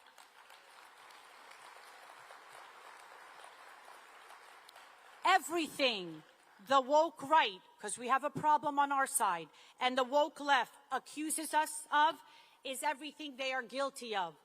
They're brilliant at distracting our youth and stirring up hate for Israel, a country smaller than the size of New Jersey, and obsess and blame the Jews, only 0.2% of the world's population, for every problem in the world, while they infiltrate America's institutions funded by Qatar and hide behind words like justice and equality. October 7th was another Holocaust for the Jewish people, different in form, but identical in spirit. The difference is, my friends, it's not so easy to kill Jews anymore.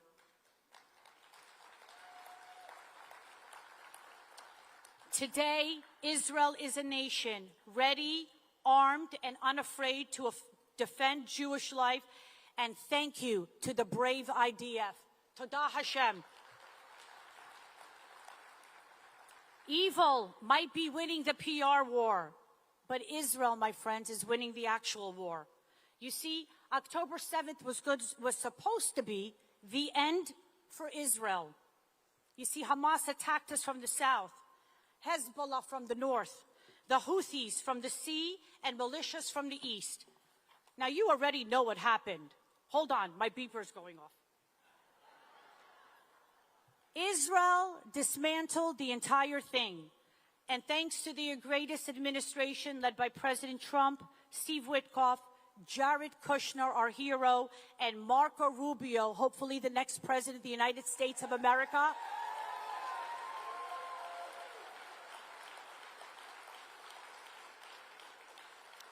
We got our live hostages home, and we will not rest until the deceased bodies are home as well. While the world obsesses over optics, Israel focused on survival. And Israel now, and Israel won. History is not going to remember who won the PR war. It will remember that once again, Israel survived and prevailed. And now is the time for all of us to rise and save America, because the same forces that try to destroy Israel, the woke left and the woke right, are working together to destroy this nation. Hold on. The answer is unity. Jews and Christians must unite to save Western civilization. That's the answer. America is a nation built on Judeo-Christian values and principles. If we lose that foundation, we lose everything. So tonight, let's make a promise together. We stand tall. We stand united. We stand proud. We call out the woke left, and we are not afraid to call out the woke right. Make a promise to protect Israel and to fight and save the greatest country in the world, the United States of America. Thank you all for your time. God bless you. God bless Israel. God bless the United States of America. And God bless the greatest president, Donald John Trump. Toda rabah.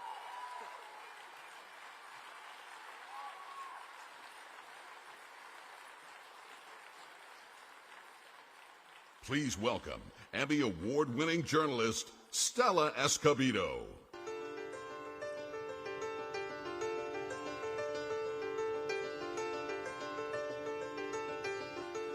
Well, that's going to be a hard act to follow. That was my best friend Siggy Flicker, but thank you for putting us back to back. Hi, everyone. It's such an honor to be here. I am Stella Escobido, Stella Inger Escobido. I'm an award-winning journalist who spent more than 15 years in mainstream media. You may have seen me pop up in your timelines on social media with some of my work. My passion has always been to bring you the news, not just the so-called truth, because really, whose truth? My job is to report on reality, not the one that's manufactured, but the one we actually live in. But to understand why I care so deeply about this, you have to understand my background. I was born under communism. I am a Soviet Jewish refugee from Uzbekistan. I was born in Tashkent. My family lived under the same hammer and sickle that the left is now trying to modernize in places like New York City.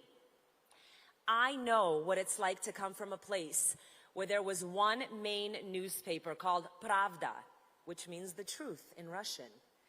But it was anything but the truth. Being Jewish in the former Soviet Union meant you knew you were Jewish, but you kept it to yourself. I came here when I was 7. I was told America was safe for Jews.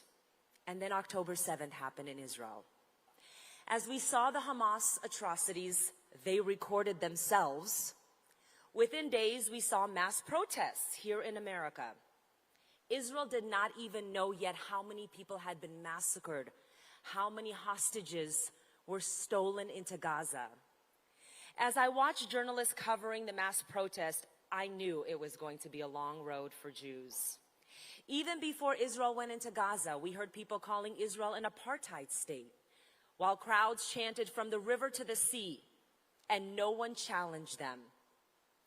I did not see reporters ask, from what river to what sea? Because the answer exposes the lie. So I did what I do best. I picked up my phone, started recording videos for social media, challenging them, exposing the spin, and millions of people started listening. I have to tell you, I was very disappointed in the Associated Press, the gold standard for news. And what I'm about to say is not an attack on any individual journalist, because there are many wonderful journalists. This is bigger than them. You see, the Associated Press isn't just news. It's not just a news outlet. They are also a news source. Let me explain to you. In simple terms, what they say goes, and the rest follow. ABC, CBS, NBC. I've worked for all of the outlets. After October 7th, the AP issued a guidance to its affiliates saying Hamas will be referred to as militants rather than terrorists. But I ask you, what kind of militants massacre babies, rape women, slaughter the elderly, and steal people? Calling them militants for years, because they kept saying militants, militants, militants, watered down the evil. Then came the push in all of the mainstream media to legitimize the Gaza Ministry of Health. On a daily basis, the death toll numbers. The same ministry that is, guess what? We know it's run by Hamas. In my reporting, I pushed hard to get outlets to acknowledge them as Hamas-run Gaza Ministry of Health. They eventually did, but I don't have to tell you, the damage was already done. The world was now saying Israel is committing a genocide. You may remember when major outlets rushed to blame Israel for bombing a Gaza hospital, remember? Killing 500 civilians. Later, it turned out to be a Hamas rocket that misfired. 500 people were not killed. The damage was done. The problem today isn't that journalists are bad people. It's that too many have stopped doing what we were trained to do. Good journalism takes observation, analysis, communication, and courage. It's not easy to ask uncomfortable questions when everyone expects you to stay in line. But that's exactly when our jobs matter the most. When people telling the truth do it when it's not popular. I've been there. I've been in those newsrooms. This isn't just about media, ladies and gentlemen. Also, this is about our future. What kind of a country we're going to have. So here is my call to you. Don't sit this one out. Question everything. Speak up. Stand your ground. Don't let them gaslight us into silence. The world loves a weak Jew. It's 2025. It's not happening. No, we will not let it happen.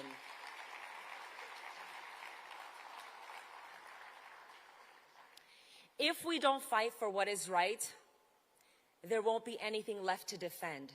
Let the UK, let Europe be a warning to all of us. And I promise you, as long as I have a camera, a microphone, and a voice, I'm going to keep fighting for it. Because the promise of America doesn't echo on its own. Together, we'll make it impossible to ignore. Thank you so much. Thank you.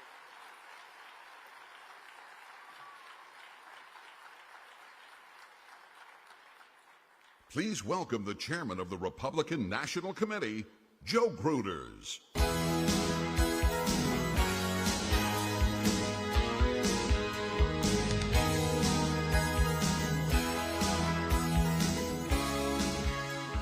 Good morning, everyone.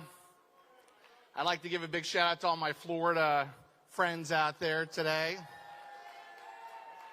I heard my buddy Randy Fine, the great congressman from Florida, already spoke. How did you guys like his speech? And just to set the stage and let you know where I'm at, he has been one of my best friends for years. We vacationed together, and he was my roommate in Tallahassee, and I was able to give him that nickname, the Hebrew Hammer, because you're not going to find a stronger voice or somebody that's willing to go to bat for you more than Randy Fine. So, Randy, thank you for everything that you do and your leadership. The problem was when you're outspoken like Randy Fine, sometimes you're going to be a target, and so people need to step up and help you be successful. Thank you all so much for having me at the RJC's annual Leadership Summit this week. It's truly an honor to be here in Las Vegas and to get a chance to speak to you. Before I get started, I want to say one thing. On behalf of the Republican National Committee, thank you. Last year, RJC was a strong ally to President Trump and his campaign, raising and spending $15 million in support of the president. This helped create the historic levels of support we saw from Jewish Americans, including in critical states like Arizona, Pennsylvania, and Nevada. As the newly elected chairman of the RNC, one of the best parts of my job is getting to work with conservative organizations across the country who fight every day to build our movement and grow the Republican Party. The RJC is one of those critical partners.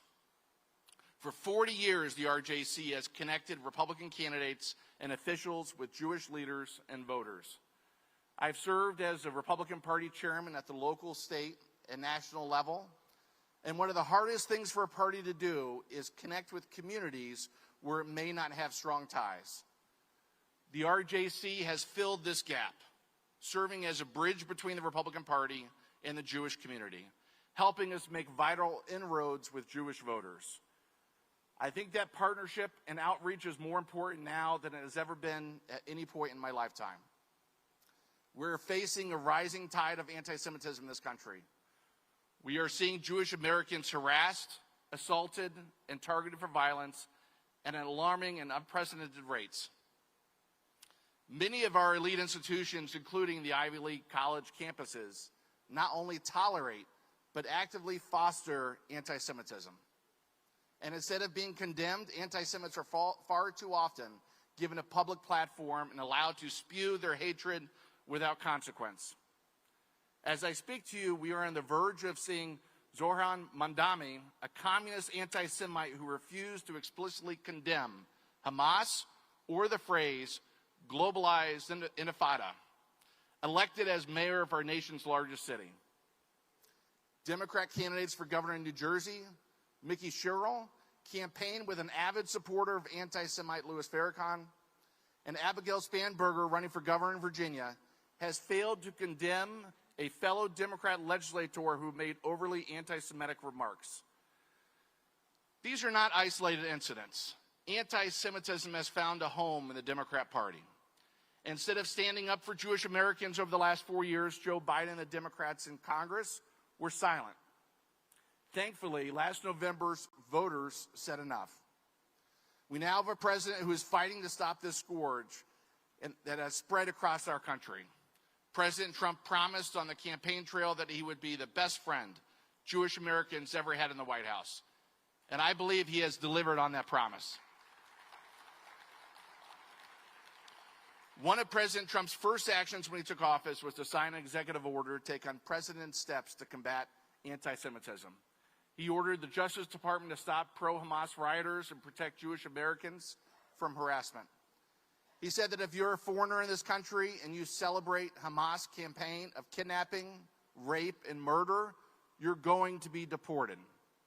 And he created a new Justice Department task force solely dedicated to fighting anti-Semitism. President Trump has also fulfilled his promise to go after colleges and universities that allow the spread of anti-Semitism on our campuses. Under his leadership, the Department of Education is investigating and holding accountable 60 universities that allowed anti-Semitic harassment and discrimination. He forced Columbia University to pay $20 million to Jewish employees who were targeted by the pro-Hamas mobs after the October 7th attacks. By the way, that's the largest ever settlement for victims of anti-Semitism for workers of any religion.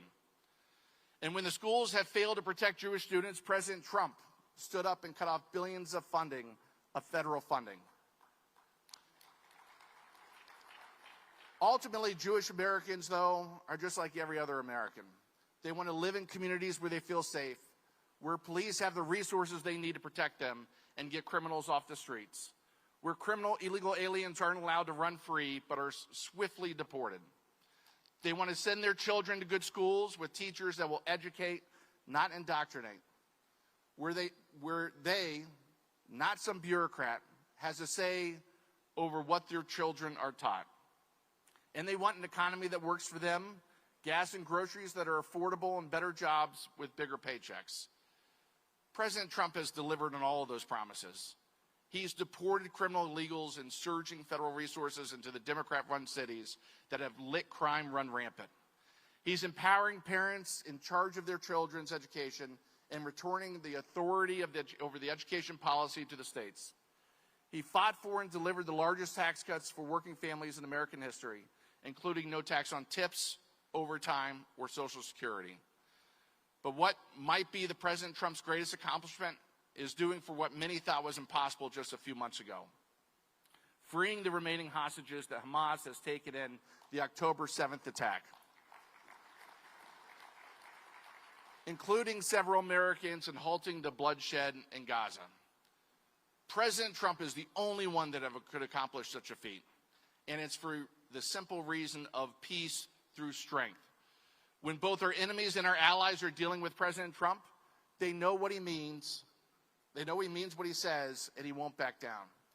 Our adversaries across the world didn't fear Joe Biden.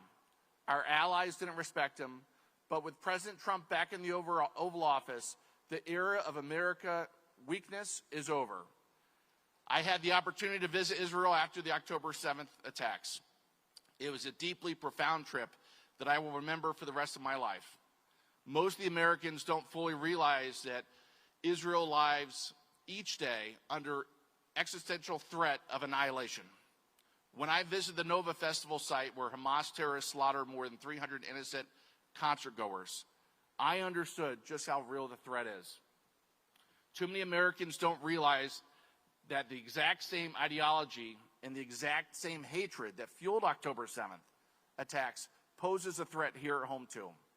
That ideology, the hatred, is growing in today's Democrat Party.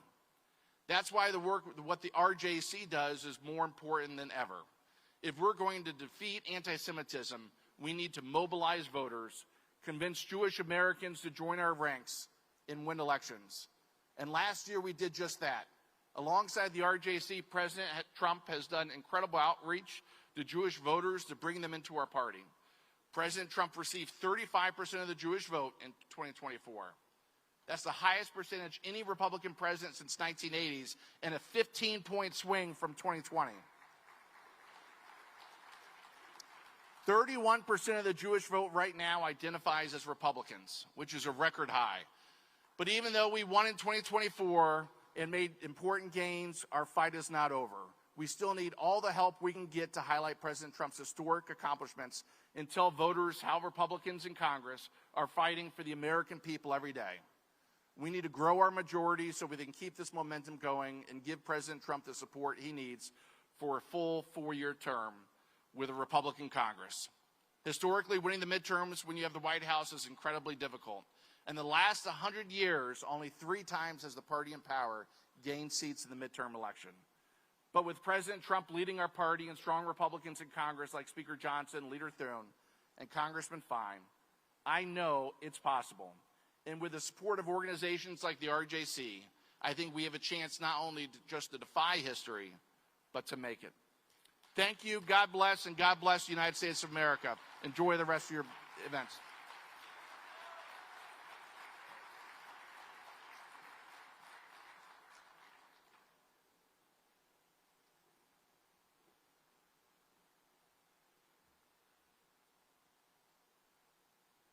Please welcome Congressman Brian Jack.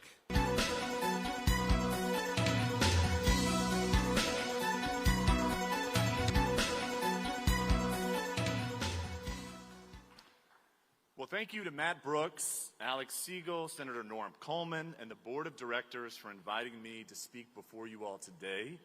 As a Christian freshman congressman from Georgia's 3rd Congressional District, I'd like to begin by addressing the obvious question. Who is this guy with 2 first names, and why is he here? Well, this is my 5th visit to RJC, and I have the lanyards to prove it, but this is my first time on this venerated stage. Thank you. You see, prior to my election to Congress last November, I spent the preceding 8 years of my life working for the greatest president of our lifetime and the greatest friend the Jewish state of Israel has ever had in the White House, President Donald J. Trump. I served as President Trump's political director in both the White House and throughout the entirety of his post-presidency. And I'm here today to thank you for helping us re-elect President Donald J. Trump and elect Republican majorities in the United States Senate and the United States House of Representatives. And like Chairman Gruters, as a former political director, I want to talk a little bit about politics, if you'll indulge. And as a data-oriented individual, I think we should review the numbers that show the success we've had. In 2024, this organization generated record shares of the Jewish vote across the key swing states of Florida, Pennsylvania, Nevada, Arizona, and my home state of Georgia through an 8-figure investment in voter turnout. In fact, within the last decade, the Republican Jewish Coalition has increased the Republican share of the Jewish vote across our country by 50%.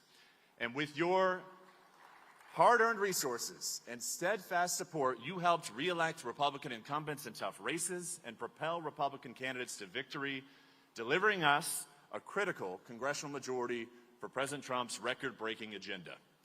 The operation you've built and the strategy you've deployed are working, so as the deputy chairman of the National Republican Congressional Committee, I'm here on behalf of the campaign arm of House Republicans to say thank you.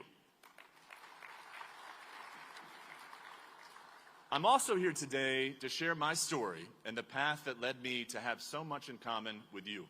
I was born in Atlanta, Georgia, a state with a very important Senate election next year, and I was raised in Peachtree City, deep within the heart of my congressional district. By the way, I represent more Delta Airlines employees than any other member of Congress, and I'm proud to report that Delta just announced the restoration of its nonstop service from Atlanta and Boston to Ben Gurion Airport, so I sure hope you'll visit me in Georgia soon. After high school, I went to Pepperdine University, one of our country's leading Christian colleges. Shout out Pepperdine. And it's a beacon of hope, frankly, amidst the waves of prejudice sweeping across our nation's campuses. As we've sadly seen in recent years, many of our country's highest-rated universities have become laboratories of anti-Semitism, indoctrinating their graduates with intolerance and hate. Just this month, though, as students on college campuses ripped down posters of the hostages brutalized in Hamas's captivity, my alma mater was different. Pepperdine instead built a sukkah to celebrate the rich tradition of Sukkot and honored the memory of the victims from October 7th, in a ceremony led by the Consul General from the Jewish State of Israel. After I graduated from Pepperdine in 2010, I devoted the first 4 years of my career to the movement we all share to strengthen our country's relationship with Israel. And if we remind our minds, about a dozen years ago, our coalition was sadly accustomed to disappointment after disappointment. Let's remember, we petitioned the Obama administration to move our embassy from Tel Aviv to Jerusalem and recognize Jerusalem as the true capital of the Jewish state of Israel, and we were rejected. We asked the Obama administration to fully enforce the laws passed by Congress to combat the boycott, divest, and sanctions movement and enable American companies to trade and prosper, and we were ignored. And we fiercely lobbied Congress against President Obama's JCPOA, a deal with Iran that would have endangered the safety and security of the United States of America. And yet over 40 Senate Democrats blocked us from success. Over 40 Senate Democrats back then obstructed us, which sounds ironically familiar today. But thankfully, the 2016 election was near and President Trump was ascendant. I joined President Trump's campaign from our movement to strengthen this relationship with Israel, and I served in the White House from the very first to very last day of President Trump's first term. And one of the qualities I most admire about him is that he remembers his friends and he keeps the promises he makes. Thankfully for those who may doubt that statement, we have the receipts to prove it. Less than a year into his first term, on December 6, 2017, President Trump officially recognized Jerusalem as the capital of the Jewish state of Israel. A promise made and a promise kept. On May 14, 2018, the 70th anniversary of the founding and our country's recognition of Israel, President Trump opened the United States Embassy in Jerusalem. A promise made and another promise kept. And in 2018, President Trump kept his promise and withdrew the United States from the disastrous and dangerous Iran nuclear deal. I mention this because in 2 years, President Trump accomplished just about everything our movement at the time sought to achieve in the decades prior. And he did so, and this is important, he did so with the full support of Republican majorities in the House and the Senate, the trifecta of Republican power in Washington. Sadly, the 2018 midterms came, and the following years ushered in a dark era for our country with 2 impeachments of President Trump and a Biden administration intent on dismantling all of President Trump's success. But look what happened in 2024. With your support, we again delivered complete Republican control of our federal government, and the success speaks for itself. Less than 9 months into his second term, President Trump negotiated peace and freed the hostages from Hamas's brutal captivity, an incredible diplomatic achievement deserving of a Nobel Prize, the Congressional Gold Medal, and any other award that truly honors historic accomplishment. And we can have 39 more months of this if we do our job next November. When President Trump is leading from the Oval Office with Republican majorities in the House and Senate, incredible things happen. Peace prevails and prosperity abounds. So our mission is clear. We must not allow the last 2 years of President Trump's second term to be subject to Democrat majorities in Congress. This is about his legacy, and victory is within our grasp. We just have to build upon the cycle after cycle success that Matt and the talented RJC team have generated, and I, as the Deputy Chairman of the NRCC, look forward to partnering with you, the Republican Jewish Coalition, to ensure our incumbents and our candidates have every tool to win again next November. Thank you. In closing, I'd also like to acknowledge the incredible Jewish Republicans with whom I serve in Congress. Congressman David Kustoff, my neighbor in Tennessee and the dean of the Jewish Republican congressional delegation, so to speak, is one of the finest and most respected men in the House of Representatives. Congressman Max Miller and I joined President Trump's campaign in 2016, and we worked together for nearly every day of President Trump's first term, often traveling on Air Force One, and believe me, the two of us never missed a trip to Las Vegas. Max is a rising star and a leader of the sophomores in Congress. And I'm proud to be a member of a freshman class that includes Congressman Craig Goldman and Randy Fine. This past summer, the three of us, along with a dozen of our freshman colleagues, traveled to Israel. This was my first time ever visiting Israel. Despite the fact that I had had an opportunity to work for the movement for the first 4 years of my career, this was my first trip, so it was very special and frankly was one of the most important trips of my life. And in the city of David, we walked the Pilgrim Road between the Temple Mount and the Pool of Siloam.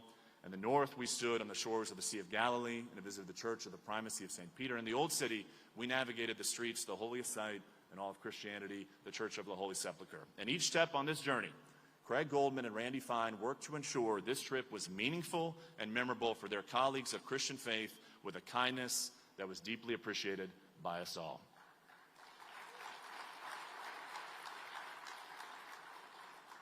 So I implore you, as I close, and when you look at President Trump's legacy, we look at what he's accomplished over these last months in the first 4 years of his first term.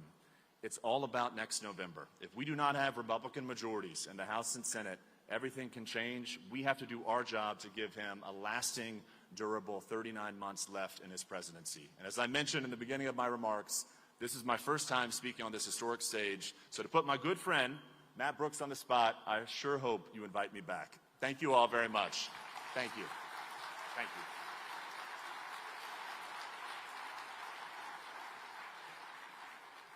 Please welcome the chairman of the House Ways and Means Committee, Congressman Jason Smith.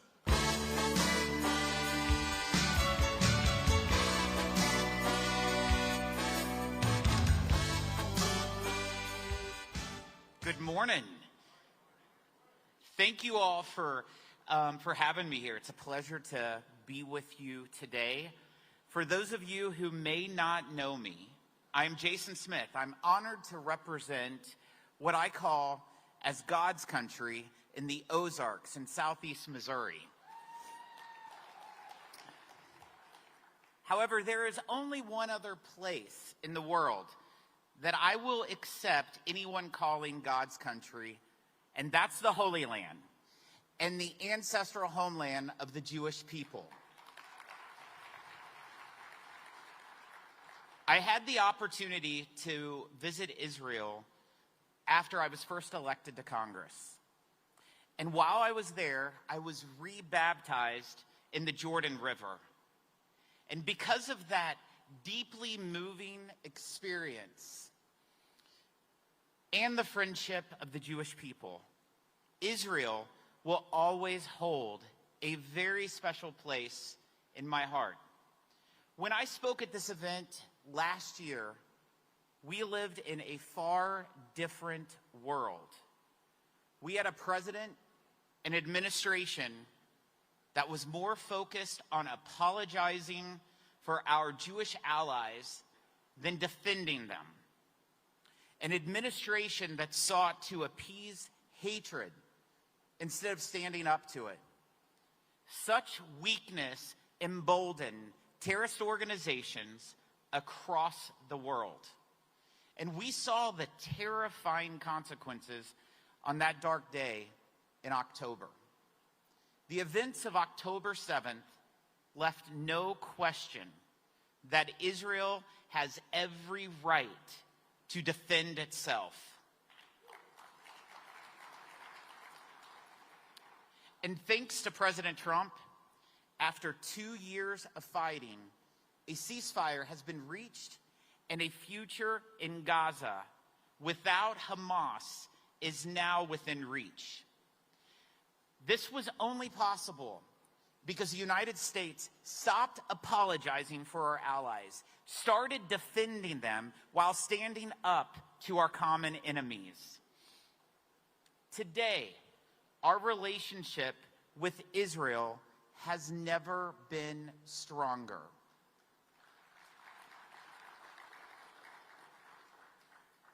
In Missouri, we are particularly proud of the men and women who bravely took Iran's nuclear program head on, flying from Whiteman Air Force Base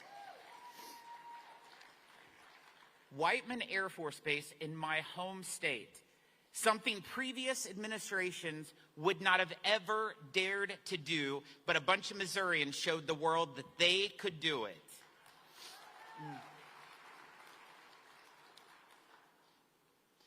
Iran now is further from a nuclear weapon than they have been in recent memory. Thanks to Donald Trump and Republicans in Congress, our nation is in a much better place today than it was just 10 months ago, not only abroad, but right here at home. While Democrats made excuses for and emboldened the radical groups who have sown discord and fueled the rise of anti-Semitism in our nation, Republicans remain loud and clear that days of turning a blind eye are over.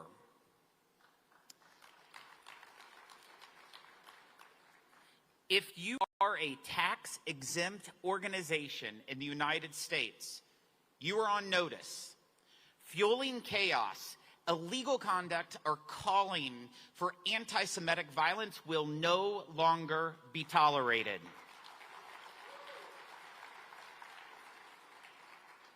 As chairman of the Ways and Means Committee, I have referred 8 organizations to the IRS for revocation of tax-exempt status already. And you bet that our investigation is ongoing. If you maintain ties or provide material support to foreign terrorist organizations like Hamas and do their bidding, your tax-exempt status will be revoked.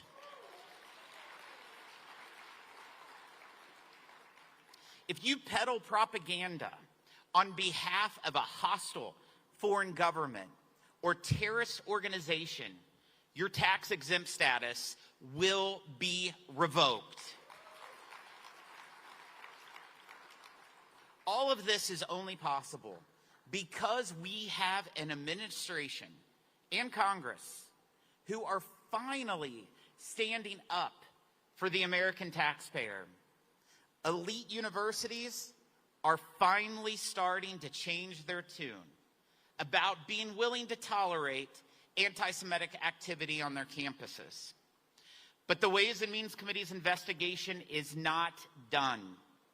We will not rest until every American university that receives generous tax treatment is educating, not indoctrinating, the next generation of Americans while ensuring that every student, every Jewish student, feels safe and right at home.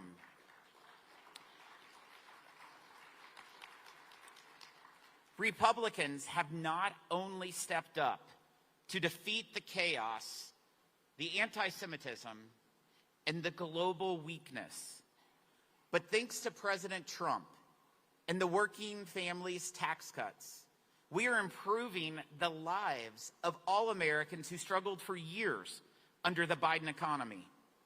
GDP growth just last quarter topped 4%, and I believe we will see that again this quarter. The working families' tax cuts will only add fuel to that fire. Making the small business deduction permanent alone is projected to create more than 1 million new jobs each year and generate $75 billion in new output annually, growing to more than $150 billion each year as investment expands. The new law also makes permanent research and development expensing, 100% immediate expensing or bonus depreciation, and locking in lower tax rates for all working families. This is what pro-growth, pro-worker, pro-America First tax policy looks like. We are in Las Vegas, Nevada, the birthplace of no tax on tips, no tax on overtime, tax relief for seniors. And we delivered for all of that. And thanks to these policies, wages are growing faster than inflation. Consumer confidence is rebounding, and small business optimism is back at levels we have not seen since 2019. Manufacturing construction alone has doubled since President Trump's return, and businesses across Missouri and the heartland and this nation are hiring once again. Together, we will continue to push forward President Trump's economic agenda, defend our values, and stand shoulder to shoulder with our allies. When I look at the strength of the American people, at the grit of Missouri's farmers, at the courage of Israel's defenders, I see a future filled with hope. A future where hard work is rewarded, where our children grow up proud of their country, and where America once again leads the world by example. That is the future we are building together. And you bet I will keep fighting for it every single day. God bless each and every one of you. God bless Israel, and God bless the great United States of America.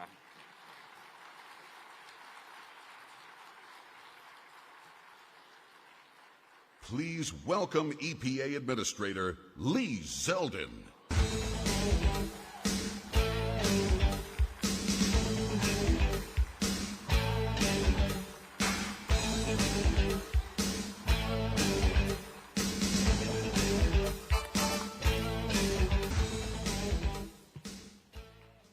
Oh, it's so great to be at Republican Jewish Coalition. Hey, Sid Rosenberg, how are you? You know, as I'm here, I'm thinking of Sheldon Adelson, David Flom, Jeff Feingold, Sam Fox, so many people through the years who helped build